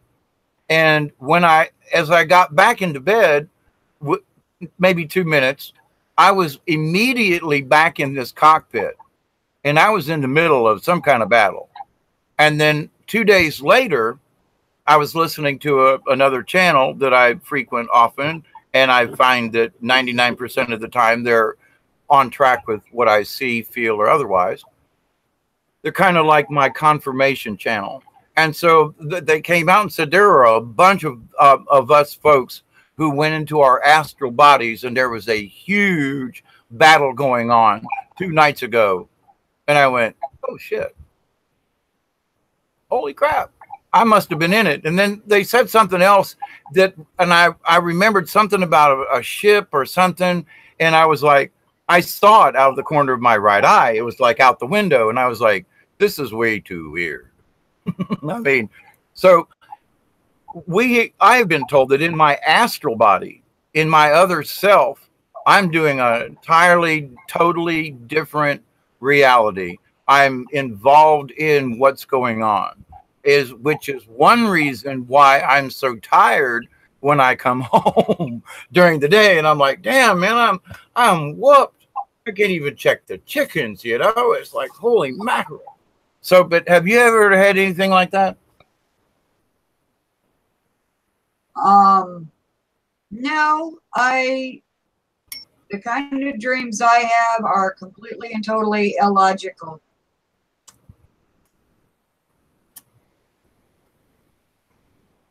Such as? Oh, uneven describable. Just blunder, bleat, junk. Just insanity. Just people try to say that when you go to sleep, that right now, you know, you're technically asleep, and when you go to sleep, you're technically awake. But I can't quite believe that, because what that means is that this isn't the real world, and your dreaming world is the real world. Well, if that's true, holy crap, I'm in hell. Because I've had nothing but nightmares my entire life that don't even make sense at all. I've had a couple that were past life dreams, but other than that, the rest of them were nightmares. That's not my real world. This isn't even my real world, much less that one. That's way worse than this one. And I used to be able to control my dreams as a child because I had to. I told myself as a child that if I was going to be able to stop having these nightmares, it was going to be because I was going to need to take control of them and make happen in the dream what I want to happen. And I had a lot of flying dreams too, but I was always flying because I was being chased. Do you know by what? Do I know by what? People after me to kill me. You know, like they did Jesus. Yeah. I know that I had to go in my shaman's path into that darkness so deep that I didn't think I was going to come out of it. I mean, quite at the time, especially. But I realized that I had to walk in that darkness, and I just called it darkness. But also what I was shown in that darkness, that in the darkness, there are good things in the dark too, that reside there. The darkness isn't bad. It's just dark. That's all. And that there are things in the light, if you could see them, that are much more frightening than anything you could come up with in the dark, which is kind of like, but I had to see it. I understood it, but I hadn't experienced it, I guess. So my 5 years ago, I went down on the river for an evening with my dog and didn't come back for 4 days. and all I had was two moon pies, a half of a Mountain Dew, and a power drink, like one of those quarts. And there's no way. And the highs those days was the coolest day was 102 in the shade. And I was down the river with no water, no food, no nothing. I should have been dead. And I came out on the fourth day, like rising from the dead, if you will. And I hate to kind of use that, but it was a 3-day rose. And then I came off the river, and I went, there's no way. I'm not supposed to be alive. Technically, I should be dead just from the heat. And I didn't. But during that time, that's when I was taken into this other world. I had a spirit being on either shoulder who took me walking through the woods, and off we went. And for the next 2 days, there's very little that I remember. And like I've said previously, I mean, I was hunkered down in this little, between some palmetto bushes. I should have been snake bit. I should have had ticks all over me. I should have been eaten by ants. I mean, yeah, nothing happened to me except going into the other world. Yeah. And so, but when I did that, it took me a couple of years to go through, like, okay, I went through that and did this. So in my own head, I had to process it. And sometimes I'm a little slow. Aren't we all, though? We all are. I don't know. Some people catch up on this really quick, which is good. I mean, you know. Well, yeah, but, you know, we all still have our moments. Nobody's perfect and all that jazz. Oh, yeah, right. You know, yeah. But I think that when we are in mid-sentence and we have forgotten mid-sentence what we were talking about, that's when we're getting a download. I've even had confirmation on it. So it's like, do you watch that new show on Netflix? Probably not. Oh, what is it called? They're mannequin dolls, you know. And whenever they're getting a new download, they all like freeze for a minute. And so I'm seeing it kind of like that, like when a download is coming in mid-sentence, and it makes us like stop, pause, and forget what we were saying because we just received another download. I do have Netflix, but I don't know. If you told me the name of the program, I would probably know it. But Mike, what's the name of that new show we watch? You didn't even hear me. I might have to go fetch him. Wait a minute. I'll be right back. Okay. What's the name of that new show we watch? Live and in color. Here we are at 2:20. Westworld. What is it? Westworld. I remember when the original movie came out with Henry Fonda. No, I'm sorry. No, his son. I can't think of his name now. I don't know the original. And the original had he was bald and played in The King and I. I know who you're talking about, though. Good movie. Uh-huh. But anyway, the movie in Westworld. Why can't I think of his name? He was in the original Magnificent Seven also. But anyway, not Telly Savalas. Nope. Anyway, not Omar Sharif. Nope. Anyway, but I did it for you. You keep talking. Google it. But anyway, he was the robot, and Peter Fonda. Peter Fonda was the reporter who was checking into things and blah blah blah. But anyway, but that was in the original movie, I believe. But I've not watched the series. Now, did you ever watch Third Rock from the Sun? Yes. Okay. So, you know, French Stewart, when he was the radio man or whatever, and he'd go into this incoming message from the big giant head. Remember? I do that all the time. I'm like, wait a minute. Like when my ears are ringing, I'll be like, just trying to be quiet. My husband will talk, be like, shh, incoming message from the big giant head. I do that all the time. I thought it was only me. No, no, no, no. So see, there are crazy people like us. Yes. It's not just, how do I put this? Is it Peter Fonda? Why can't I find his name? When I speak with folk about stuff, I say, you know, and I've been talking about this since the 70s, that there's a cosmic radio station and that we can all tune into it and we can all get downloads. It's always there. You know, I'm always talking about the cosmic radio station. And folks like, well, I'm to the, well, number one, if you make excuses as to why you can't hear it, that's the reason you can't hear it. You're making excuses. That's the number one thing. Quit making excuses. And then just listen. Just pay attention. Just listen, aware that it's there. Well, so over the years, that's where I get my downloads. But I was getting downloads before I knew they were downloads. So it's only in the last several years that I'm in, quote, this new paradigm and discussion using these kinds of words. I would have used different types of words or methods of communication a couple years ago. Yes, Yul Brynner. Yul Brynner. Yes, wonderful actor. Yes. I thought that he was misplaced when they put him in that movie of Westworld. I thought that was, I don't know. It was like he was a second-class citizen.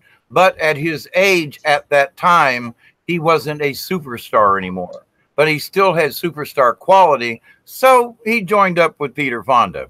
They must have made some kind of arrangement. But anyway, I digress. Yeah.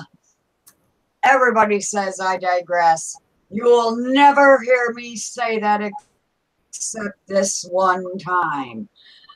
You will also never hear me say, does that make sense? No, I'm a new bird. I fly a different way. I don't I don't say that just because other people do. I will use other words instead, just so you know. That's okay. Yeah.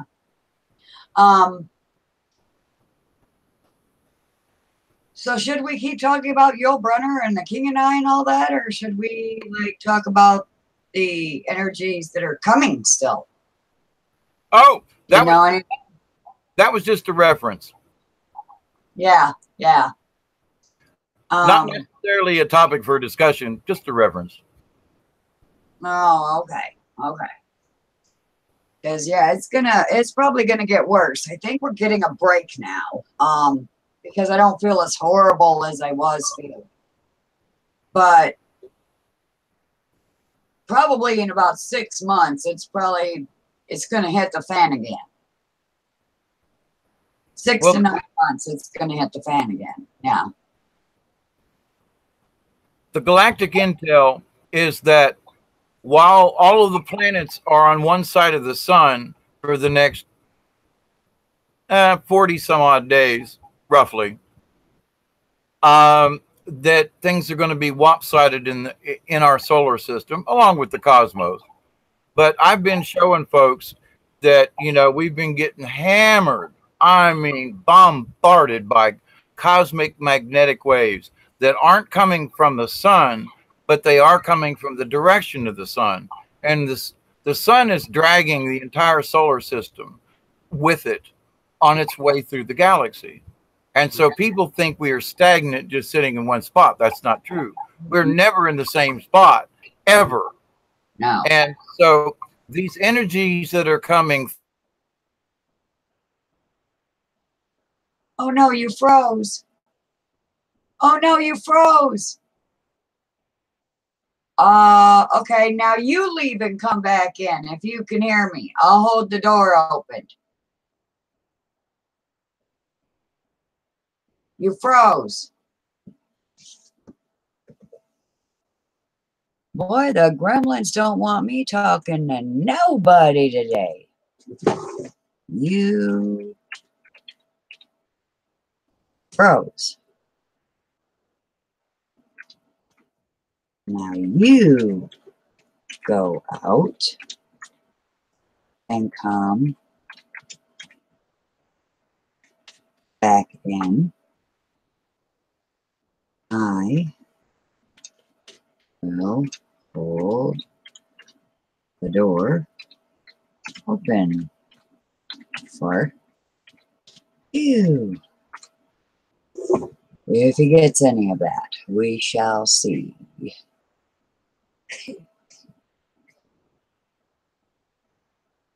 Uh-oh. Huh.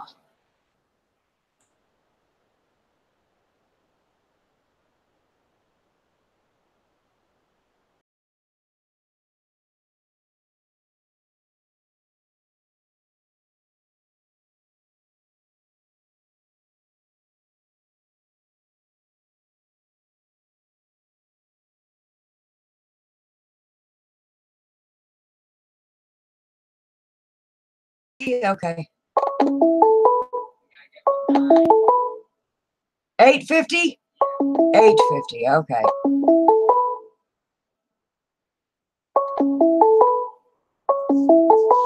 $8.50. $8.50. $8.50. $8.50. Hello? Are we still live? No, my computer rebooted all by itself. It shut the fuck off and quit. Froze. Yeah. It didn't freeze. It shut the fuck off. Yeah, that shit happens, man. They don't want me talking to nobody because of who I am. 850. What the hell? Yeah. Yep. So your computer got shut off. Wow. I mean, shut off. And I got a Chromebook, and it's not supposed to do that. Just saying. So yeah. Only we're not live on YouTube right now because I didn't go through all that. I wanted to get back with you. And I'm like, what the hell? So I must have been talking about I was talking about the galactic say, and then, I know, and then you froze this. So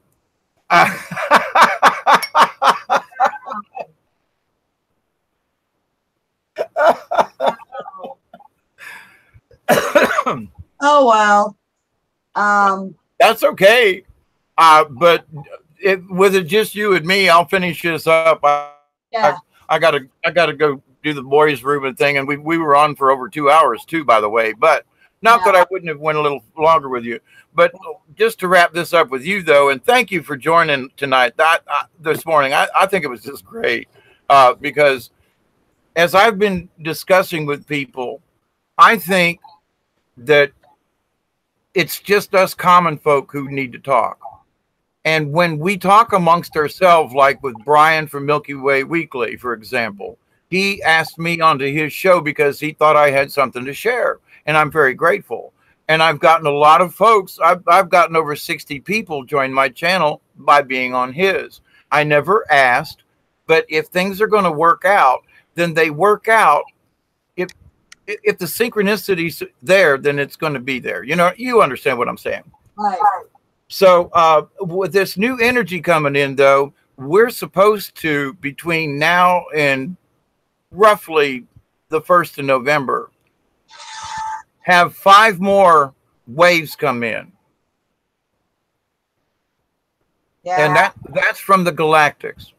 And that between now and the 8th of August of this year, there's a high energy date on the 8th, which I guess is the new moon. And the solar eclipse that will happen then, which ain't we got a bunch of these going on lately, by the way? Yes, we do. You know, between blood moons and this ones and blue moons and like, wait a minute. But anyway, so and the galactics are, of all the things they've been wrong about, it's been about time. It's not about the events, but it is about time. So it's like, well, and so these folks who are the YouTube people and so forth, they're saying, which means to me, okay, it could be, another month or two, but where before they were saying it's coming, it'll be here soon. But now the Galactics are saying by the end of the year. So what used to be I don't know, we're not going to tell you when. Now they're actually coming out with a time frame. So it's like, now, isn't that interesting? Yeah. Isn't that interesting? So with the August 8th, and then, of course, with there's a bunch of stuff supposed to come around my birthday with the fall equinox and other energies and that kind of thing. That's always a high vibrational time of year anyway. So I'm ready. I guess I'm as ready as I think I can be. I'm as prepared. I understand it. Now, when they hit here, if it makes me throw up, well, then I shouldn't have had a sausage sandwich that afternoon. Yeah. Right. Or whatever. Right. Maybe it's what I ate. Who knows? I know that it's not as difficult as everyone tries to make it sound. If you are a good person and you don't lie and you don't cause division and you don't start drama, you're in like skin. Plain and simple. This is something that anyone can understand. If someone's trying to make it sound difficult, they're not on the right path. Right. Because Neptune retrograde in Libra, which is what my birth chart is, I make things as simple as possible. I dumb it way down so that everyone might understand. And if somebody is speaking, something you can't understand, they feel like they're higher than you and they're looking down on you if you can't understand them. No, you should have came down here where they are. Right. To help them understand. Right. Right. And that's where I am with this. It's like I had to be quiet for a long time until I really understood my mission. And it wasn't just talking, because it was, David, you've got 60 years or 55 years of practice at this. In all the theater I've been in, all the awards I won in drama in high school, and all the things that have happened in my life, all says I'm a good communicator. Right. So, but I still had too much of society. Still, I was trying to be like somebody else. I was trying to be as a director of, community theater, I set lights and sound. So I knew all the nuances. So I thought that I had to do those types of things in order to do a YouTube video. Right. And then I realized, oh, stupid, just turn the damn thing on. Yeah. Turn the damn thing on. Just turn the damn thing on, And it's like, but the people, for example, one particular night, I was speaking about suicide and the 40 years I spent trying to kill myself. And then when I died on the river, I realized, oh, holy crap, I didn't really want to die. Anyway, but my discussion that particular day, night, evening, whatever, there were people who were seriously having issues. And when I got online and read the chat and talked with folks and gave a different point of view, I was like, you haven't maybe your mission is different. Do you understand it? So just by talking and by being open, by being aware that someone else, even though I didn't know this person, I didn't know what their situation was, but I could tell spiritually through this medium that they were hurting. And that at that time, had I not gotten on at 3:30 in the morning, I would have missed this person. And maybe something drastic would have happened. I don't know. But she said, thank God you were here tonight. And I was like, so, okay. I don't know the reason why I get up in the middle of the night. I don't know the reason why. But when I listen to my spirit self, what I may not think is important to me or at the time or anything else, if I'm tuned into the cosmic radio station, there's somebody that needs to hear these words. And they popped on at 3:30 in the morning. It was like synchronicity times 100 at that particular time. And I still get blown away because it's like, all right, I just got on to have a topic of discussion, and I may very well have saved someone's life that night or that morning or whatever. Right. You know. So I feel very humbled with my mission. And I pardon? I said, oh God, right? I hear you. Yeah. It's like I mean, you know, for 66, 50, 55 years, I've carried this burden. Yeah. And have tried to discuss it with people. You know, Mother Mary appeared to me. She comes to me. She tells me these things. It's like, you know, one of the big things is like, you know, she sometimes she'll get in my head like, you've got to tell these damn Christians to take Jesus off the cross. I've been saying that for years, man. He resurrected. And the other thing, here's another opinion. He died for our sins. Then why the hell should I get baptized? If he died for our sins, he prepaid. We're already saved. And to think that the churches, the pastors, the religions say that, nope, you must be saved. Hang on. We're already saved. That's the lie. You know, we're already saved. You know why we're already saved? Because it's from Lucifer to Christ. He could nail the sins and the laws to the cross because back when he was Lucifer, he wrote them. That's why he threw his holy stroke in the temple. He said, you brood of vipers, you don't go in, nor do you let others enter in. I wrote that shit. Who do you think you're talking to? Save yourself. Yeah. Love you. Good.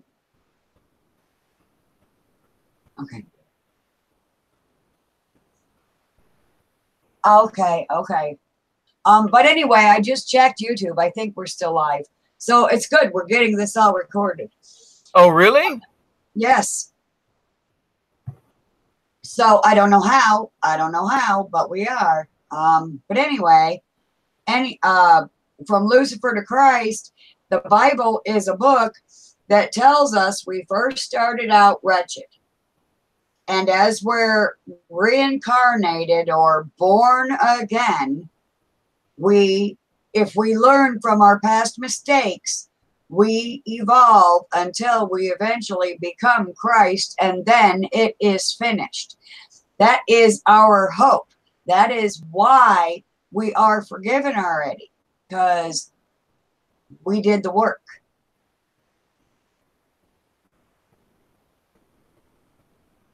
I'm with you. Hang on a second. I'm checking just to see if we're going to get feedback for a second. Okay.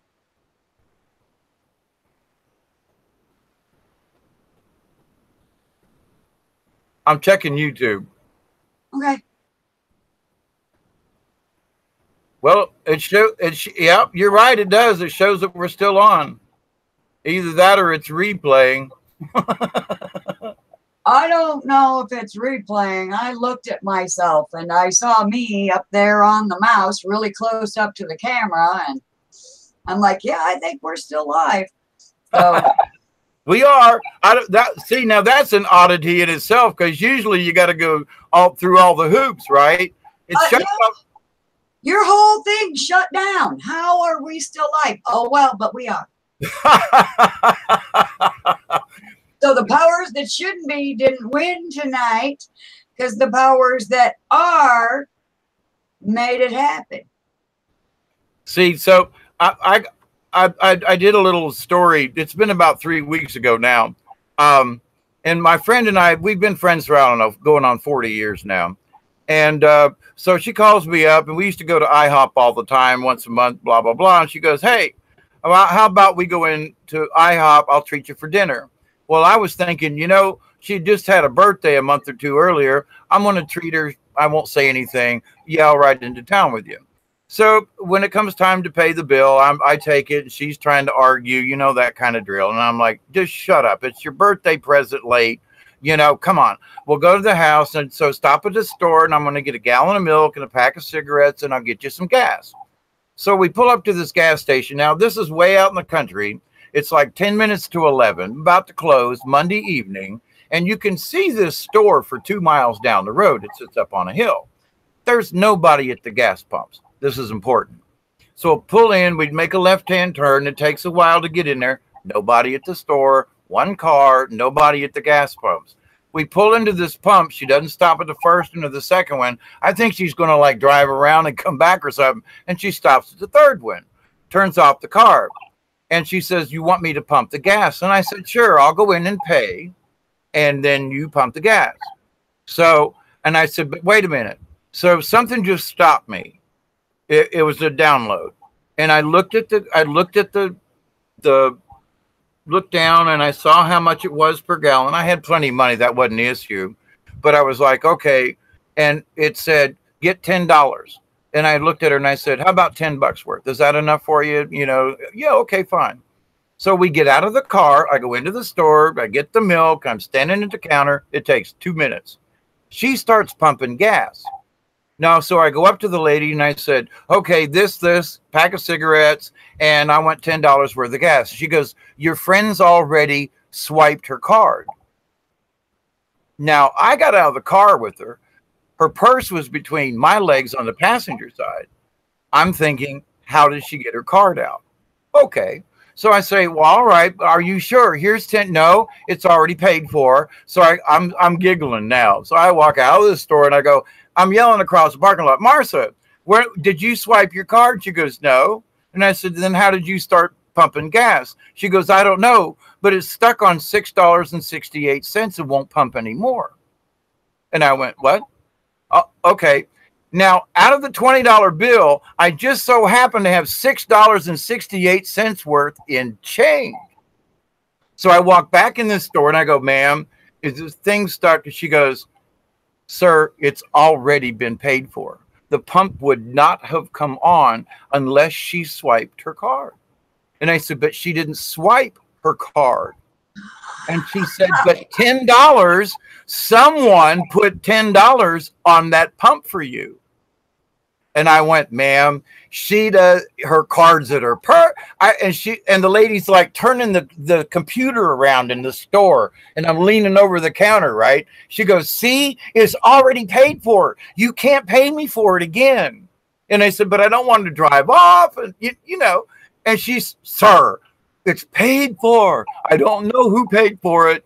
If your lady friend didn't pay, I don't know. So now I am busted out laughing, and the lady's like, look, I got to close the store. And I'm like, I can't stop giggling. So I'm across the thing. So now I'm like, okay, there's a message in this. So $6.68. All right. It was $7 and at the moment, I got it wrote down somewhere, but it was like $7.72 or something. And it was so much per gallon. Well, we wrote these numbers down, and on the way home, I tell my friend Martha, she goes, I'm going to look this up in my angel book and see what these numbers mean. And so she got home, and I mean, I was laughing and so freaked out. I started a live stream on the spot. I mean, I hadn't even walked in the door and set my stuff down. While I'm live, she calls me on the phone and tells me what the numbers mean. And it all had to do with angels. It all had to do with that one of the messages of one of the numbers was that I was in clear communication with my angel higher self. And basically, stop worrying. You have a clear line of communication. The next one was similar to that. Trust your judgment when you hear these things. And the next, and so I've got the phone like right here, you know, on the live stream. She still doesn't know she was live on the phone that night. But then I was like, thank you, Marcia. Bye. Love you too. And hung up and just looked at the camera going, see, I told you, you know, there are these things that happen. And it's like, there's no way that I mean, it is so beyond anything normal that the message was very clear. Dave, you're on track. Keep doing what you're doing. Your communication is working. Keep it. You're on the right track. Don't worry. You know, that was basically the message. You know, it was specific per the number, but that's the gist of the whole thing. There was nothing negative in it. Okay. Pardon? I was born in 1968. 68 was a good year. Yeah, it was. Yeah. So, but to the point though, recently, where I've had some things happen where I say, you know, I've got pictures of orbs that I took, and that I've got communication when I've been at these locations with these orbs. And I've been to these places over the years. I've got many years of pictures of these orbs at the same location. And so my message from the higher beings were that we're going to give you as much proof as possible. So when you speak to people, you're going to have a damn picture. And you're going to say, look, remember the video I did on these sphere beings, and they're all blue and blah, blah, blah, blah, blah. These are the folks that are chatting with me right now. By the way. And there's a picture of them. Okay, it's 2 years old, but these are the folks. And so when people want to say, well, you're talking out your ass, well, that's fine. But I also have some proof to back some of this up.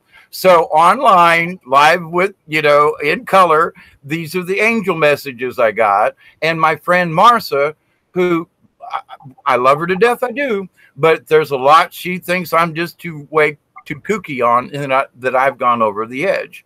So that night wasn't for me. It was for her.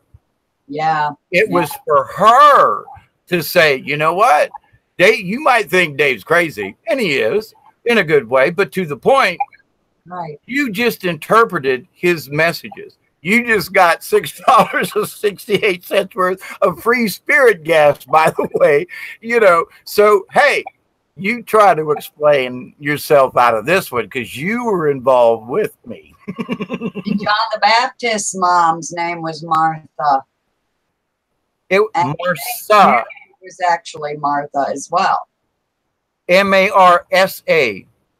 Oh, Marsa. Oh, I never heard that. Yeah. I'm missing a lot of teeth, so it comes out wrong. Hey, I know how that feels. I understand. I pulled a bunch of my own teeth. You know, at $300 a tooth down here, it's like, and Medicare, they won't pay for it.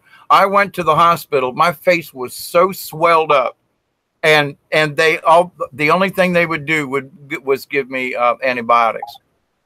They wouldn't do anything. They couldn't do anything. They couldn't get the infection. They had to get the infection down first. You were septic. But even then, the point is that Medicare, Medicaid will not pay for dental. Yeah, and isn't that a mess?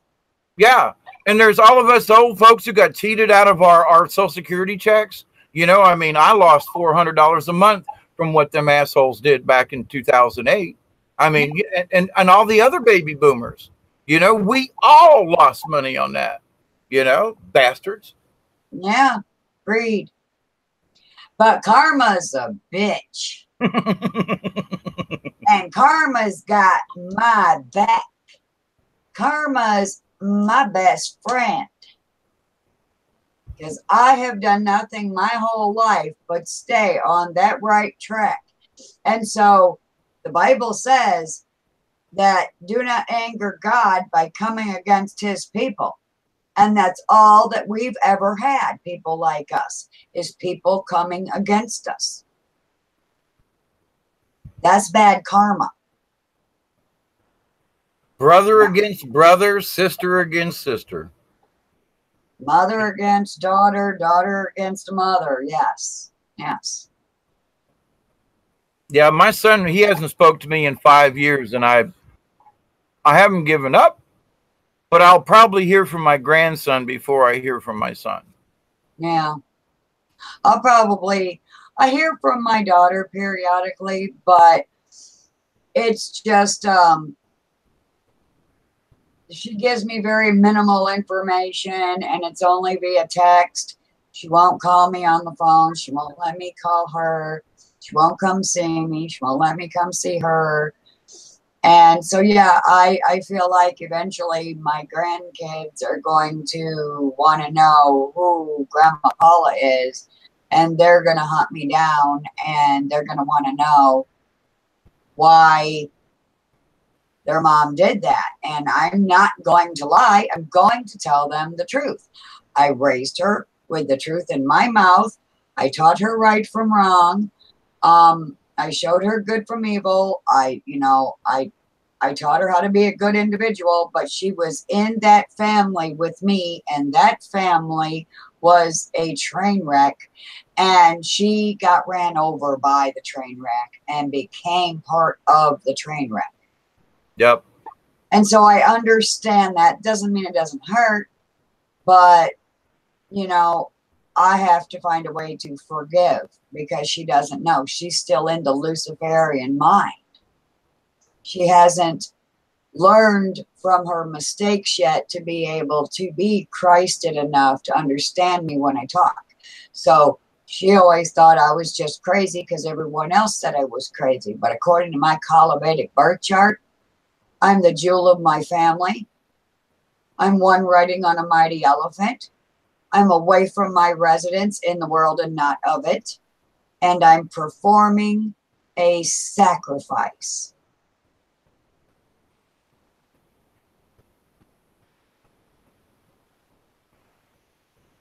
Mind-blowing as it is, that's what it says. And when we get hooked up on Facebook, I'll show you. It's crazy. I trust you. I mean, I get it. It's interesting. I had a visit from a young friend of mine who's over 30, and I can't be more specific than that, other than that he's over 30. And but he comes and checks on me because his grandmother lives down the road a couple miles, and I'm not really near her. I mean, but out in the country, 2 miles is like a neighbor almost. But to the point, he stopped in to see me yesterday just to see how I was. I haven't heard from my daughter or my son or any of my other family members who even call me up to say, Dave, are you even still alive? Are you still okay? I mean, and here's a guy that I've only known for about the last year or so, and he came by and mowed 2 acres of my property for nothing, refused to take money from me. I had to stuff money in his back pocket when he was leaving. But to the point, though, this millennial, okay, maybe, we were having these same types of chats, and he was bringing up his Baptist religion. And I said, remember this, Rob, right now, it's not about the words in the book. It's what Christ did and said, because the rest of the book doesn't mean anything if you miss what Christ said and did. So you have to stick with that. So these preachers and pastors and religions are going to make you listen to the rest of the book, and they're trying to confuse you. Stick with what Jesus did. He used earth magic when he stepped out of that boat into the ocean. He used earth magic and his angel self to calm the seas. He used earth magic and his angel self to feed the multitudes of people. And it's like, pay attention to that. If you're reading Daniel and you're trying to compare it with Paul, you've missed the boat. We don't have time for this right now. What's important right now is the message of Christ, not the rest of it. The rest of it's just a book where you can believe it. But the message of Christ is what's important right now, and we got to get right to the point. Not bullshit around with all these other gospels and who said what after the fact. We have to focus on the Christ consciousness. And he looked at me and he went, oh. And I said, I'm not saying don't read your Bible. I personally don't read it because it's the King James Version.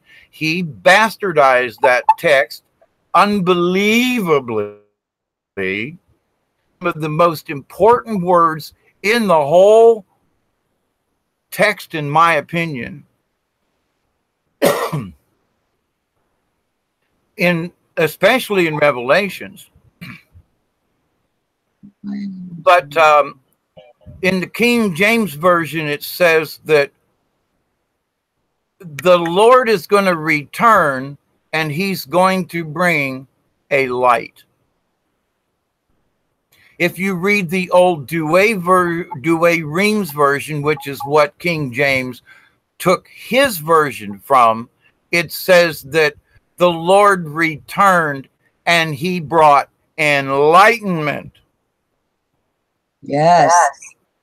So if you go back to the original text,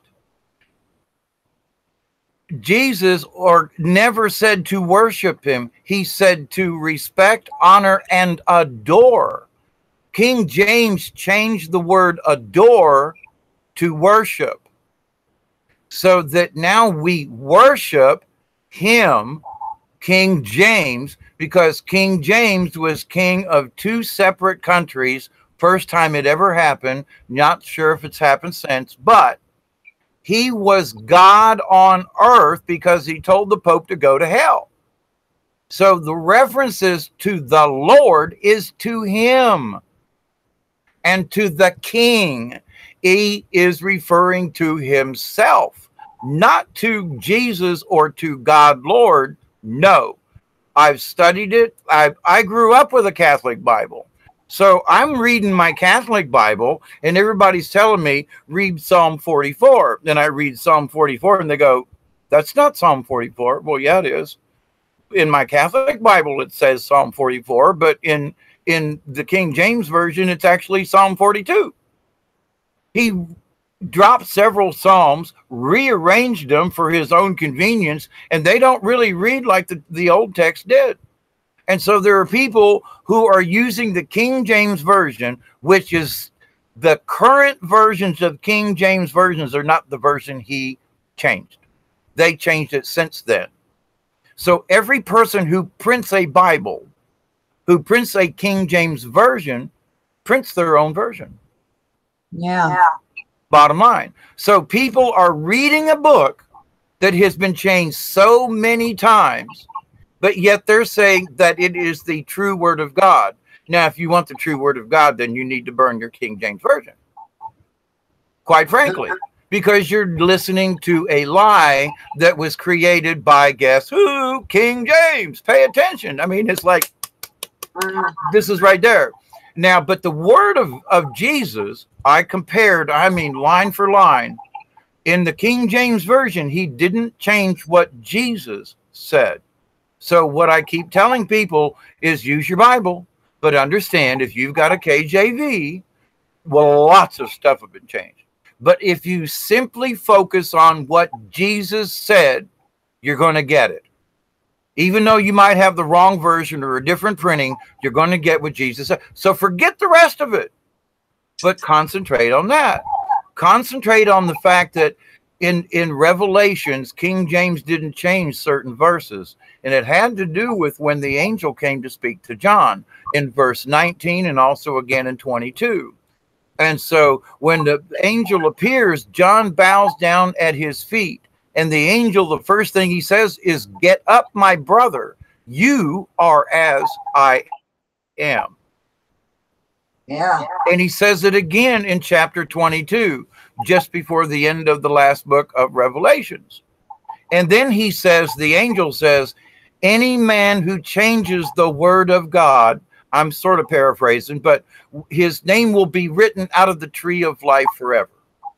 So King James is already written out because he changed the original text. So all these people who are trying to believe in this book, if you do your homework, it's just a book. It's really not the word of God. But if you read just what Jesus said, then you can still be on track with regardless of the book, because they did not change that. Thank you. I'm done. I'm off my rant. Yeah, the red letters, or some Bibles, they do blue letter, but it doesn't matter. But yeah, you just focus on those red letters and you cannot go wrong. Because we really, at this point, nobody has time with all the slaving they have to do at work every day to start at the beginning with all of the who begat who's and read 66 books all the way to the end. They don't have time for that anymore. So just focus on the red letters and you can't go wrong. Listen to what he says. He says, I am he who was and is to come. He who was Lucifer. Now he's Christ. Now he has learned love. Now he has learned peace. Now he has learned joy. You know? And that's our mission. That's everybody's mission, is to don't be a bad person. Don't be a bad seed, you know? Just be an open book. And the Bible even mentions, and the books were opened. And that's the only way you're going to break those 7 seals. Who is worthy? Christ. Why? Because he's been there, done it. He's been Lucifer. He Christed himself. When he showed them on the Mount of Transfiguration who he was, that's what he showed them. You know? Yep. Remember this guy? What? Christ. He basically said, rewording it my own way so that people can understand it, is, you see who I was? I am Lucifer. He showed them on the Mount of Transfiguration. He said, look, I used to be that fuck up. I used to be Lucifer. And that's why they're going to kill me now. That's why when they beat him, he didn't fight. Because he caused it. Back when he wrote all them laws and them rules. You know? Yeah. And there's only one law. And there's only one rule. And that's love. And you can't love and lie at the same time. Right. That's not real love. That's not real light. And there are people, and I've been bringing this up in different videos, in that it's all about, and I discuss it as versus in what we need versus what we want. And I've discussed my life, and, you know, I'm a simple person. And so I really don't require a lot. But even in my life, I was realizing there were things that I thought I needed, but it was something I actually wanted versus I didn't really need it. And I mean, but I thought I did, you know, and so I had to stop all the trappings. And yeah, I'm an old, you know, hippie living down here, and you know, I'm a hermit down here in the woods, but I still go out and visit people. It's like, you know, if I was a true hermit, I wouldn't get on this, you know, and have conversation. But to the point, though, I realized, I'm like, you know, there are folks who are doing things because over the last 15 years, it's just become normal. And so they really don't understand what they're doing, like the plastic thing and other things. It's become normal to do. And okay, everybody else is doing it. I'm not going to fight it. So I'm going to go ahead and go along. But that in itself is, you're tuning out. You've tuned out the higher self. You've tuned out the angel in you, you know. And I see folks are starting. This is another question. I'll make this statement, but I would like your opinion, please. I see a very subtle change happening, and it started about the end of May into June, about the time of the summer solstice. Yes. Equinox. Or, it's the equinox in the spring. It's the solstice in the winter. Or yeah, equinox. And yeah. It would have been the summer solstice, actually. Yes. In June. Okay. All right. I try to get things right for my own brain. But so I've noticed, though, that people who were even arguing, I say arguing, it was tit for tat. Yeah. In some of the chat rooms, like with Milky Way and other folks, and I'm just hanging out in the chat, not necessarily trying to be a badass, but I want to add my 2 cents in, try to give another point of view. And everybody told me to go to hell. I was full of shit. Now, 3 months ago, people now are wanting to listen to what I have to say. Now, what happened? Did they awake? It had nothing to do with me in particular, I don't think.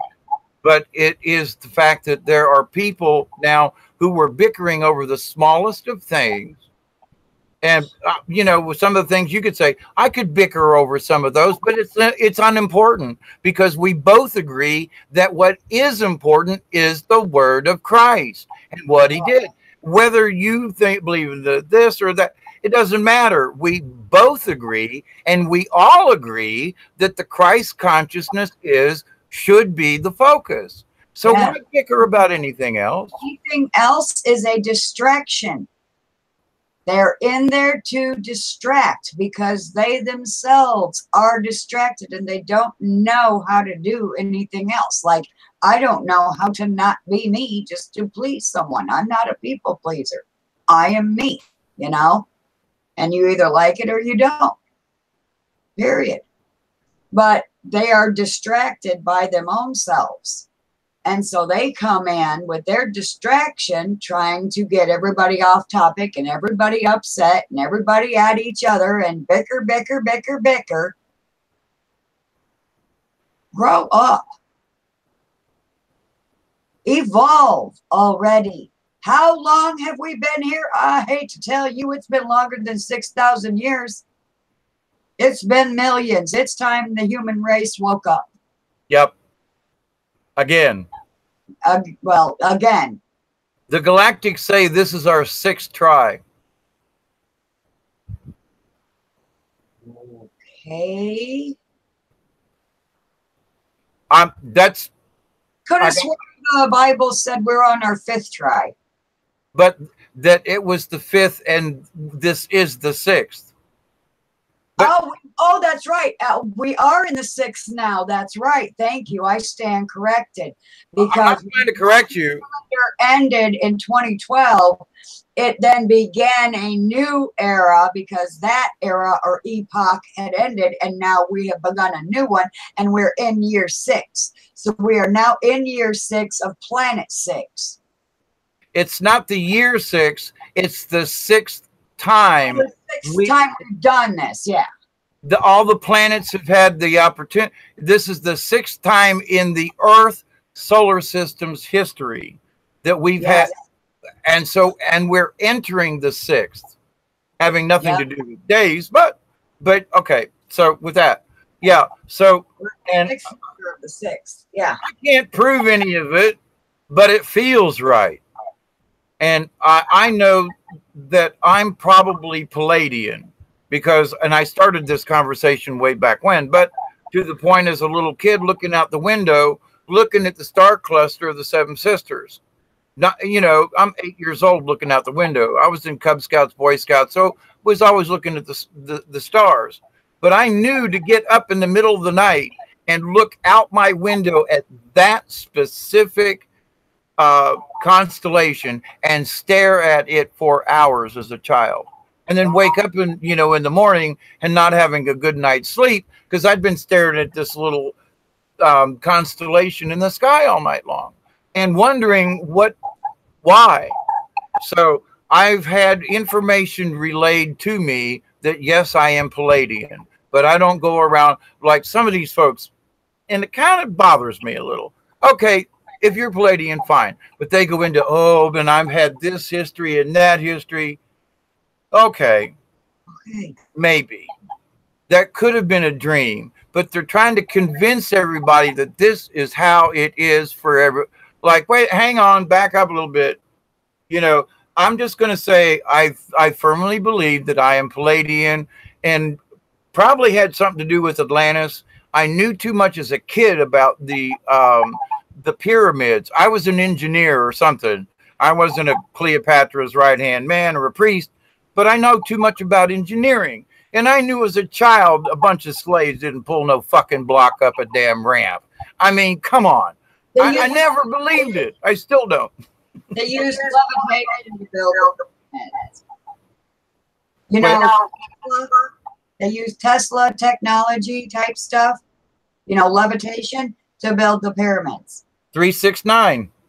369. Yep. All day. 369. And I mean, and the pyramids are 369. I mean, so there's this geometry that's just there. Yep. And so, but to the point though, but I don't go into this. If I have a conversation about it, I'll do it like I just did. I'm saying, well, I got these feelings and I knew this, yeah, but then I just leave it at that. But the folks who are going into, well, I visited Inner Earth and I've done this and I spoke with this, you know, blah, blah, blah. And I'm like, you know, I can't listen to that. No. Because it sounds like bullshit. Now, it might be what your download is. It might be true, but you're trying to convince me of something that you really have no proof of. And like I said, I talk about the sphere beings, but I got pictures of the damn things, you know? Right. All right. So it's like when I speak of my blue sphere beings, I got pictures of them. So, but I was told they would give me pictures or information or, you know, look at this satellite today and, you know, whatever it is. And that there's going to be your answer. There will be my proof. So to the other folk, it's like, okay, but it's just so much crap. It's just so much crap. Just say you're Palladian and then go on with something else. Talk about good stuff then, rather than, oh, how it is in Inner Earth. Oh, come on. Maybe it is, maybe it isn't. But the more you try to convince me and others of this, you're losing it. Yeah. Yeah. Do you get that? I do. I get it all the time. I get them big talkers. I've done this and I've done that and blah, blah, blah, blah. Okay, good. But can we move past that now? Thank you. You know, can we move past that now? Can we move past your gigantic, ginormous ego? Thank you. There are several channels, and I'm not going to mention anybody's name, and somebody will go, oh, he's talking about me. Well, if you think so, then that's your fault. But I'm the particular person I have in mind right now is about my age, blah, blah, blah, old hippie type thing, you know. And I was like, okay. So at the time I was like, I was looking up to him because it felt like my spirit needed to listen to him. And so at the time, several years ago, I'm like, okay, tune in, listen, listen, listen. And then I just kept hearing like the same old crap. And after all these years, I look back and that person hasn't moved. They're still in the same spot. Their information hasn't really changed. The updates and the stuff they're talking, it hasn't really changed. They're still stuck where I found them 5 years ago. And I'm like, hang on. I'm not trying to compare myself, but when I stand and look at my position and I go back, I can't listen to them. It's like I'm listening to a bunch of first graders. And I'm like, I can't make judgment. I'm not allowed to do this. But at the same time, I have to make a judgment call on whether or not I continue with this or whatever. But I'm absolutely astounded that these folks are stuck. That's what astounds me the most. It's called discernment, not judgment. It's what? It's called discernment. Yes. Judgment. We are not here to judge and go, well, you know, blah, blah, blah, blah, blah. No. We're just here to discern, because the whole thing, the beginning of the Bible and the Torah tells us when it comes to eating kosher doesn't have anything to do with food. It has to do with not taking in a lie as though it's truth. That is eating unclean. Eating clean is to only take in what is truth. And so that's why we need discernment. Because if you take in a lie and you believe it is truth, it will kill you. Yep. It will poison you. It will kill you. Yep. You need discernment. Yep. And there's nothing wrong with it. And don't let anybody make you feel guilty. You know, it's like Niz, she'll do her videos and she'll come on and she'll say, well, I slipped and I said this word that people don't like about. And then she'll explain for 5 minutes why she used that word. And she doesn't need to do that. She just needs to be herself, and they either like it or they don't. Don't waste your time, your life, trying to explain to people who clearly don't understand you yet something they're not even going to understand. You're explaining to people who already don't understand you. So the only ones that are understanding you are the ones that know you, like me, you know? And I don't need you to explain anything to me. Right. I know who she is. She's perfect just the way she is. And right. She shouldn't go around and try to explain why she said something or use that word or whatever. Yeah, I say God, and then I go, yeah, I said it. You know, I said it. You know, it's a dirty word, you know. It's like a cuss word now. Don't say God. You know, call him source or call him creator. Well, all together, it's God. It's God. It's God. It's God. Source, God. All the same. Not really. Well, Lord is not the same.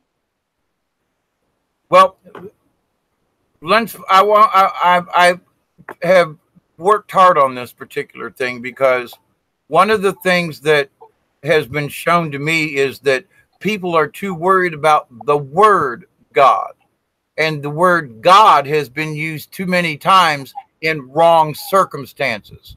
So with that, my mission has been to tell people Source created God.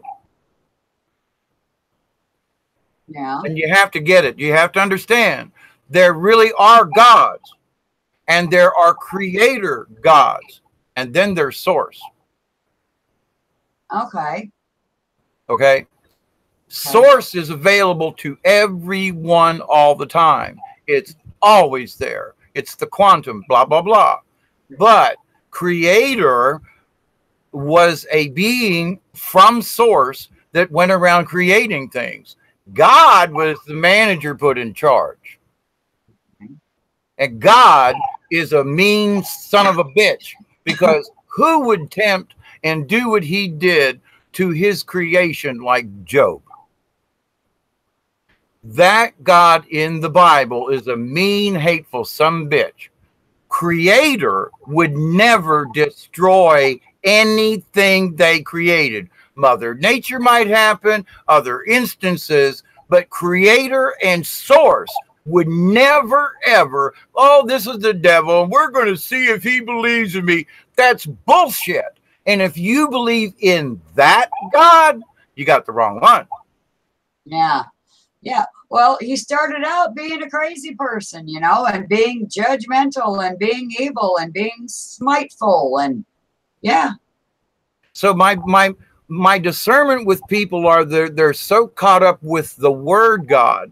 Now, when I go to a Native American powwow, and I'll be going to another one in the fall again, I hope. But I used to travel around and do puppet shows. I used to do 4, 5, 6 powwows a year, at least. And so I got to know many, many folk in the tribe. And then I found out about my own Native American background and why I feel this way. Because I've never been able to fit in a white man's world. Never. And so in trying to explain these things to these stupid ass white people, you know, like a tree is a real living being. No, it's just a tree. Does it grow? Yeah, but it's a living thing. Yes. Yes, but it's still a tree. I have dominion over the earth. You're an asshole. Sorry. You missed the point. We're supposed to be caretakers. I mean, you put it down. Pardon? Just because you're dominion over the tree doesn't mean you should cut it down. Exactly. I hear you. To the point with Native Americans, though, they were brought Christianity forced down their throat, literally. But to the point, though, they will have a prayer to Jesus and to God, but then they have a prayer to Creator, and they know the difference. They respect the Christian God and Jesus, but they understand the Creator is above them both. Yes. It's a greater thing than just Jesus or the God, or it's greater than. And so people think Native Americans are still savages because they use a drum and dance around a fire. If they understood the vibrations that they are creating, the intent of their dance, and the fact that the feathers represent an eagle or a bird, and the dance they are doing is portraying a creation of Creator, and that they are doing it in honor, not in worship. They're doing it in adoration, not in worship. And so people are still talking about them damn savage Native Americans. Yeah, no, they never were. They never were. Spiritual. They were spiritual. And then the motards came along and mowed them all down. That's right.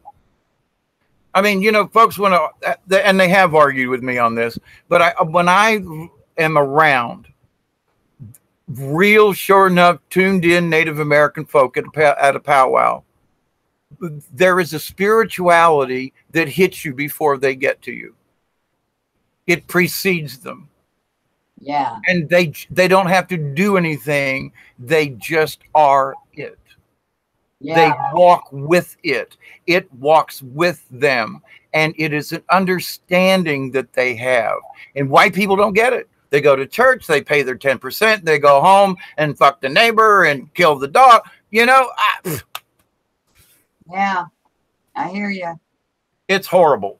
But I still have hope. Yes.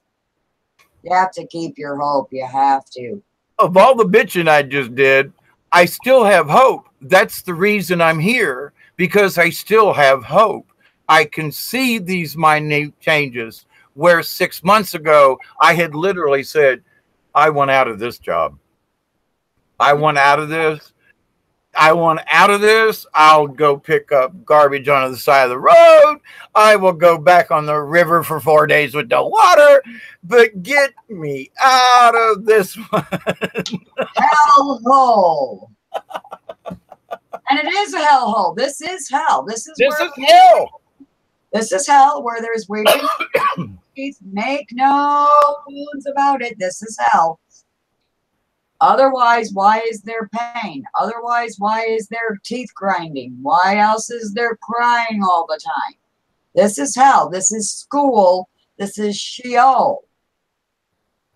I studied the Hebrew as well. School, Sheol, is hell. So every day we were taught to send our kids off to hell.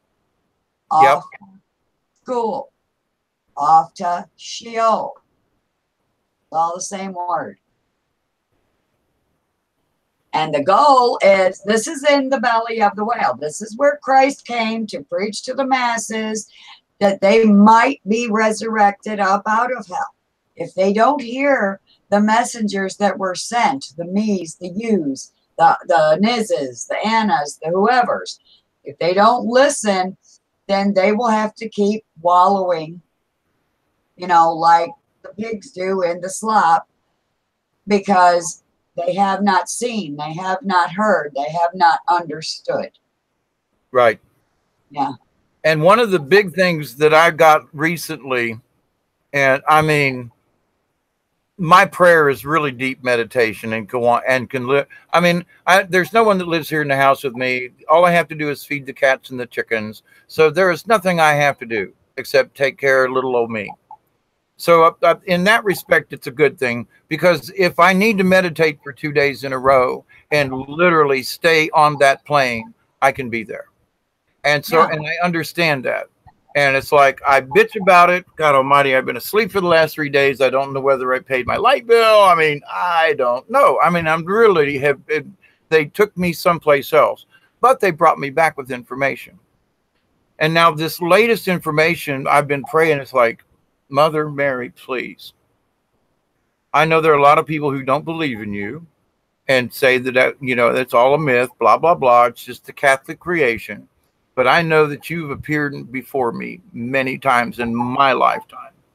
And I understand that when I need information, I get it from Mother. Now, Mother Mary is the representation of Mother Earth.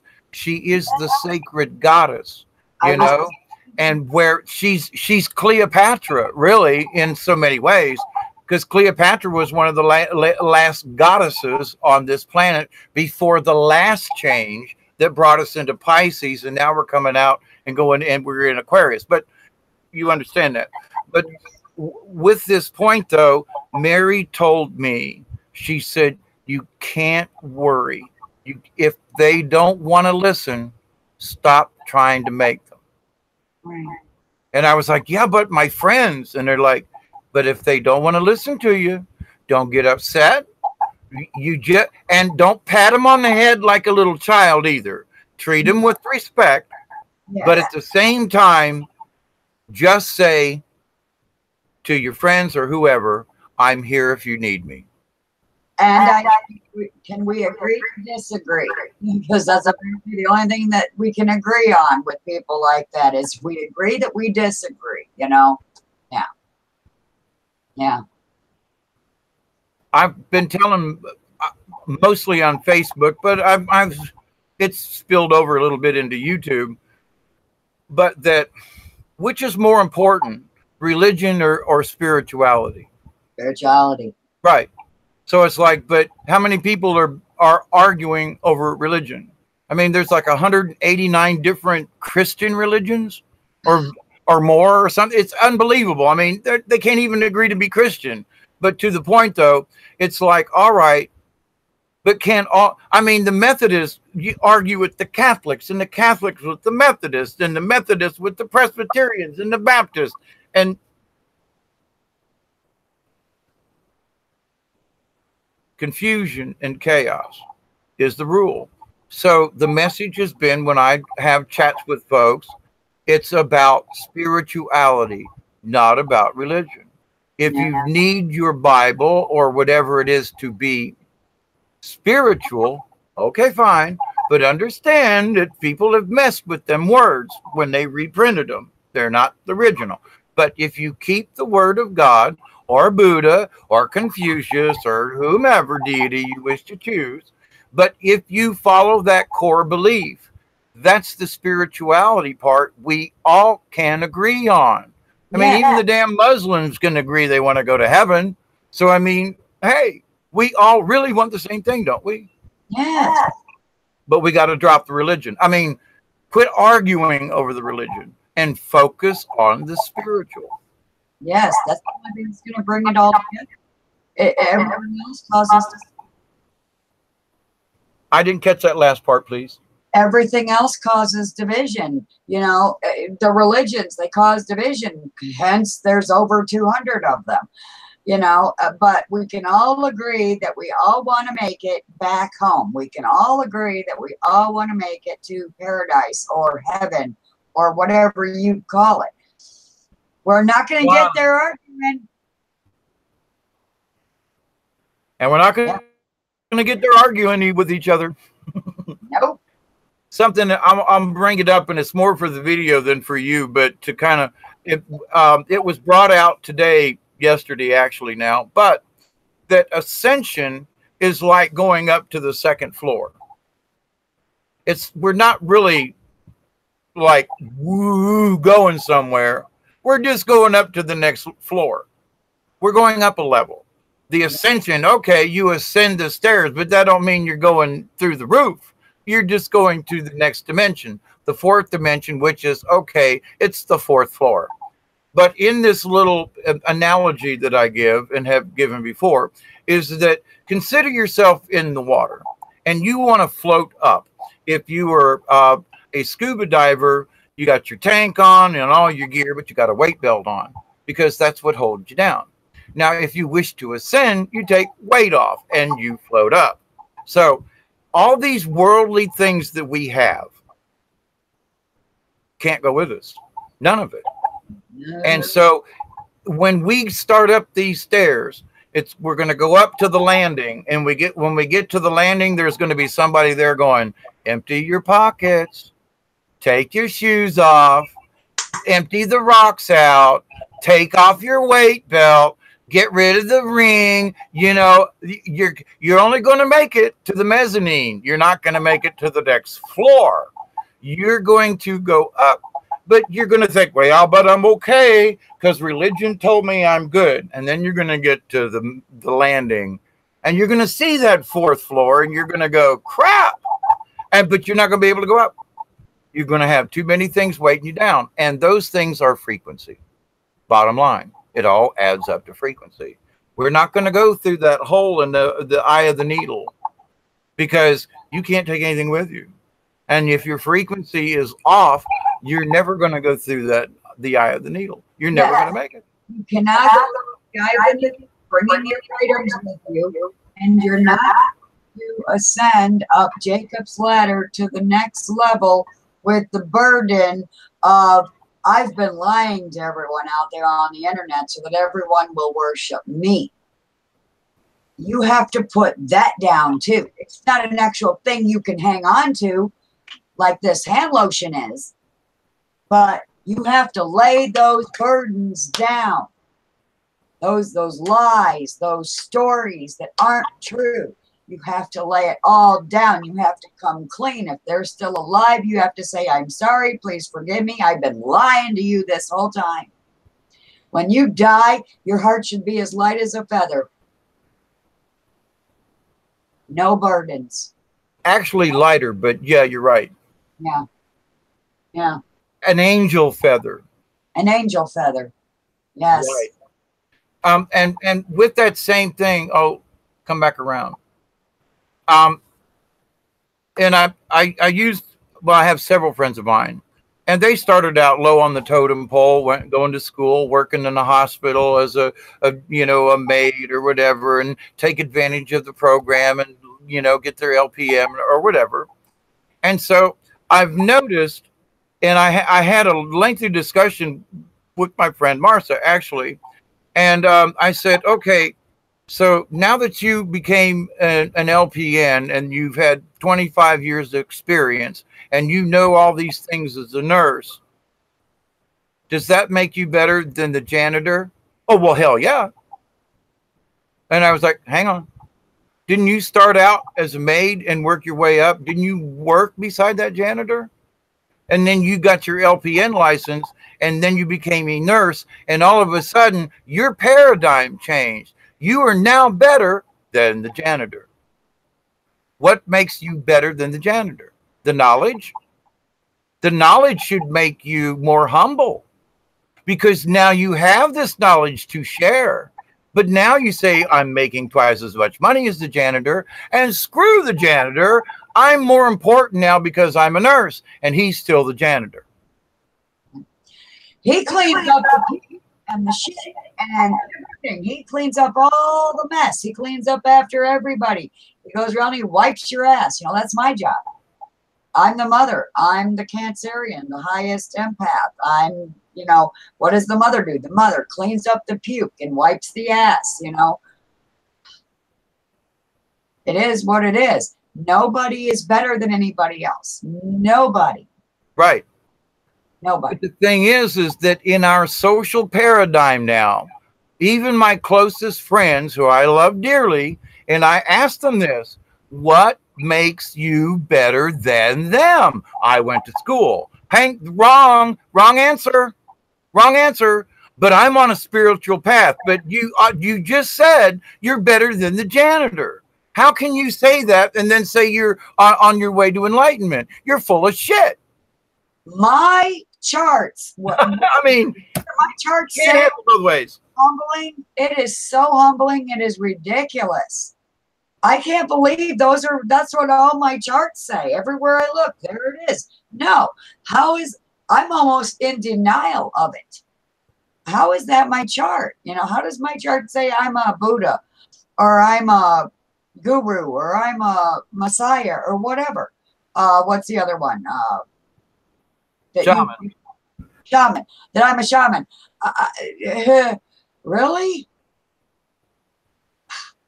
But that's what it says. But I'm not going crazy with, ego on it. I'm like, I was talking to a friend a couple weeks ago now. I think it might have even been Giovanni. Anyway, I was talking to her and I was telling her what all my birth charts say and everything. And I just busted up and I just started crying. I'm like, how can that be my chart? How can that be? Because that's one hard road to have to walk. Alone. Been there doing it. I know. I knew you'd understand. I know. And the thing is that, like for me, I can honestly say that I went into my medicine man shaman with the utmost of honor and respect and humbleness. And from all the things that I've learned I still, the angel message with the gasoline and 3 days on the river with no water. I should not have made it off the river. That was so spiritual. And so it's like, it didn't make me feel better than someone else. It humbled me 10 times more. Yes. It put me, instead of raising my head up and walking around like a peacock, I hung my head in 5 years later, I'm still doing it. Oh my gosh. Yes. Awe and wonderment and humbled and, the feeling of the true compassion of the source and of creator. Yes. Inside, outside, you are an angel being. And when you become that angel being and you have to come back to this shithole, it's like, oh, okay.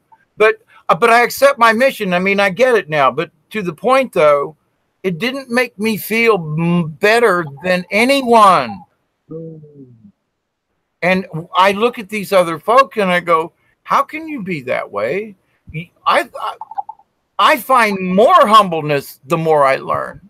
And you people have just become more arrogant and narcissistic. Maybe you were that way all along. Well, that's because there is a difference between knowledge and wisdom. Because with all thy getting, get understanding. And if the ego is just getting knowledge, it can't even get the wisdom, much less the understanding. So they run with it, with their ego. And that's a no-no. And and if you try to bring it up to anyone, of course they're going to jump dead in your face. And it's like, and it's not my place to call them on it, but I don't have to listen to them any longer. That's my discernment. And if you will, that's call them on it. That's why I don't have very many friends. I have the hardest job of all. I am the listener. I am the watcher. I remember everything. And when I catch somebody has set a trap for somebody else and I figure out who it is, I say their name. That's a little bit different. I can feel and get what you're talking about. Yeah. I'm just kind of speaking in a lower kind of, it's I hate to use this word, but it's true. It's the new age bullshit. Some of it is valid. A lot of it is not, because I've seen these people. I've been to an Indian sweat. and I've met a real life medicine woman, and I'm a shaman, and and oh, the rainbow colors, and I listened to them for 5 minutes, and they haven't said anything, nothing of value. For 5 minutes, you're discussing, oh, the light and the beauty and the this and the, that's all you. But that's all you said: the light, the beauty, the colors, the rainbows, today, spirit. Today. You didn't tell me anything. Yeah, make me understand. What would you just come back with things for yourself, and come back with gifts for everyone? Right. Right. And so the Mother Mary message recently has been, it's about spirituality, not religion. It's about, we all want the same thing. We all want to go to heaven, whatever we call it. The big lesson about I'm not better than you or we are equal, that there's going to be a lot of people that are not going to get that one. Of all the bullshit, I love these friends of mine dearly, and they are a lot more spiritual than other people. But when I have this discussion about equality, they try to put me in my place. And I'm like, hang on, folks. You went to school and that made you better. Then I'm not going to go any further with that. But to the point, though, folks are just like, oh, yeah, well, now I know this. That makes me better than you automatically. You've got to catch up with me. And I look at what I've learned, and I'm so humbled. I want to keep my mouth shut. Yeah. Because of the knowledge. Now, the next other Mother Mary thing is, and the Galactics came out with this one, like, it was like 2 cattle prod deals on high. If you have any of this wisdom, and this goes into the Bible as well, about the candle on the bushel basket or under the bushel basket. Right. It has to do with the talents. You know, God gave you 3 talents. Do you make 3 more, or do you hide them? So this is the basic message. If you have this understanding and you really get the fact that we are all equal, regardless of our status or our knowledge or our learning, you must speak out. And if you don't speak out, even to a neighbor, or like me, I started out with 2 people, one of them was me, as subscribers. And I said, I'm going to put it out to the universe. And if nothing else, I'm going to speak these frequencies to the universe. They're out there. They're on YouTube. They're on the computer. They're there. And if I had not spoken those words, which are magic in themselves, especially with the frequency, if I had not spoken it at all, would I have seen this change that's happened 3 months ago? I'm not saying I did it. My point is, though, I decided through the message, you must speak it. Yes. You must speak it. You must speak it. If you know this, then speak it. And other people are, you and me, having this conversation. 2 people. We're speaking to the universe. It's being recorded, blah, blah, blah. But now it's really in the universe because it's in the AI consciousness. So I'm the monkey in Chinese astrology, the monkey mind. As I know a thing and I say a thing, it goes out there and other people catch on. And eventually they're all healed. I'm the 88th monkey. You know, the 100 monkey deal, right? Yeah. I'm not 99. I'm the 88th, whatever that means. I was told that I was the 88th monkey, and I looked around like, what the fuck are you talking about? No, you know? Way. No way. The 88th month. But then I got it. But I mean, and this is several years ago, but I was thinking at the time, the 88th monkey, it just didn't make, and then I was like, of the 100th monkey. Oh. Yeah, okay, there's a couple other monkeys out there, will be the 99th or the 100th, but to the point, pick a number. And they gave me 88. You know, but in the 88, there is, you know, the infinity. Right. So I was like, they could have given me any other number, but 88 was the number they, quote, sort of assigned to me. You're the 88th monkey. It's a humorous joke to me, but at the time, it like floored me. I was like, 88? Oh, Jesus Christ, we got 12 more monkeys out there. We got to go. Oh, crap. Up, you guys. The monkey mind is not bad. Everybody's out there, we're talking about, oh, the monkey mind is bad. Wrong. I can do calculations in my head like that. I can sit in one spot and get every spiritual thing done without even moving. That monkey is important. You must be able to multitask in this world. And in the other. And in the other. And if you can't multitask, you're going to be here for a while. You know? Yeah. Well, in looking at the overall picture, some of the gurus that I had considered several years ago to be enlightened beings, I look back let me give a little bit of visual to this. I'm on a clay road, which is the red road, the Native American. Yes, the red road. And so I'm on the red road. All right. So I'm walking down the road and I meet this guru. We're on the same road. Now he's further down the road, but it doesn't mean he's necessarily ahead of me or whatever, but he's on the same road. He just happens to be up there. So now I get up alongside of him and we're having conversation. And I'm thinking to myself, because I caught up with him and we're having conversation, that he will probably keep up with me, or he'll be, you know, a half step. We'll be side by side. And then so I get caught up in life, my own path, and I turn around a couple of days later, which might be 2 years, but to the point, I turn around thinking like he's just right there, maybe stop for a smoke, and he's like a half a mile back. And so now Creator tells me you're still on the same road. And if he's stuck in the mud back there, which it could very well be, you must extend your hand if he accepts it, or she, you know, they, if they will accept, you can turn around and go back and say, hey, you need a hand? If they ignore you and reject you, turn around without any ill feelings and keep going. Because and you'll make up that distance. It's not, you'll have to, you know, go back through anything. You'll go from where you went back to forward actually more, because you took the time to stop and ask if they need a hand.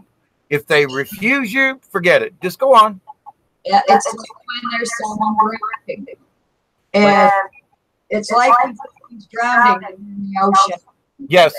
They're drowning and you go out to save them. You say, I see that you're drowning. I see that you need my help. Here's my hand. Let me help you. And if they go, okay, and they want to use you as a buoy, you got to swim away. Right. Right. Down with them. Did you take you take life saving as well? No, I just speak that way. But to the point, as a lifeguard, when you go out and if someone is fighting, you there is a way that you turn them around to get so that they get them from the back. Right, so that you can get them in, and so, but you're always told, do not let them drown you. Do not let them drown you. No matter what, you try, you know, you practice, you swim, you do all these things so that you are better equipped to handle the situation. But if they try to drown you, push them away and let it go, and don't ever worry about it, because it's not worth you losing your life. And I mean, I took back in the 60s, I took these courses for anyway, but to the point, yeah, don't drown with them. Yeah, don't. So, well, it has absolutely been lovely. It's almost 4 o'clock my time. I know. What, are you on Central or Eastern? Indiana doesn't change, do they? Yeah, we do. We fall back the fall, and we spring forward in the spring 1 hour. I thought you were in Central Time Zone. No. Okay, my mistake. My mistake. I refuse to set my clocks in the house forward. I just refuse. I don't. But it's okay because it's my house and ain't nobody else here. But you know what I found out? It was really interesting when I refused that. My phone that's hooked up to the same line that this computer is, it's on the house time. It's a digital clock, but it's an hour off. It's on the same time as even 5 minutes ahead. My Roku box that's hooked up to the same damn phone line was off for an hour.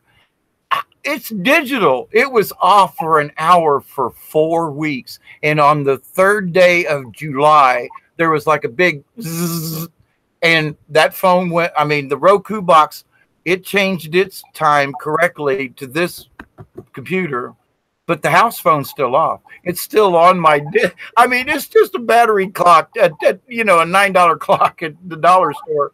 But to the point though, I was just messing with time. I just wanted to see if my little cubicle here, my little spot, if I didn't change my clock, would that change my paradigm? Or is it just a bunch of hooey? Well, it's been more fun. I tell you, you talk about some weird surprises. The phone is hooked up to the main line, guys. It shouldn't be an hour off. No. And I change it and it goes back. It goes back to the original time. But this little laptop here, it says 3:57, but on my clock over there it says 2:58.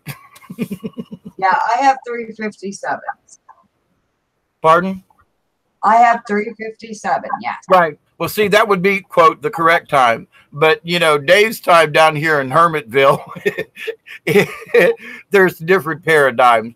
But to the point, though, it's like, that's my perception. But then my perception is that, did my perception have something to do with something else? But, just because I wasn't trying to affect something, but because I refused to move ahead in their paradigm, because I refused to, did I create a different paradigm by my refusal?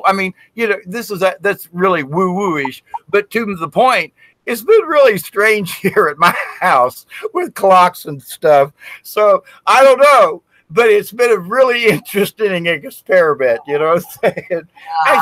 I still know what time it is. There's all this other stuff. But that clock no spring forward, no fall back.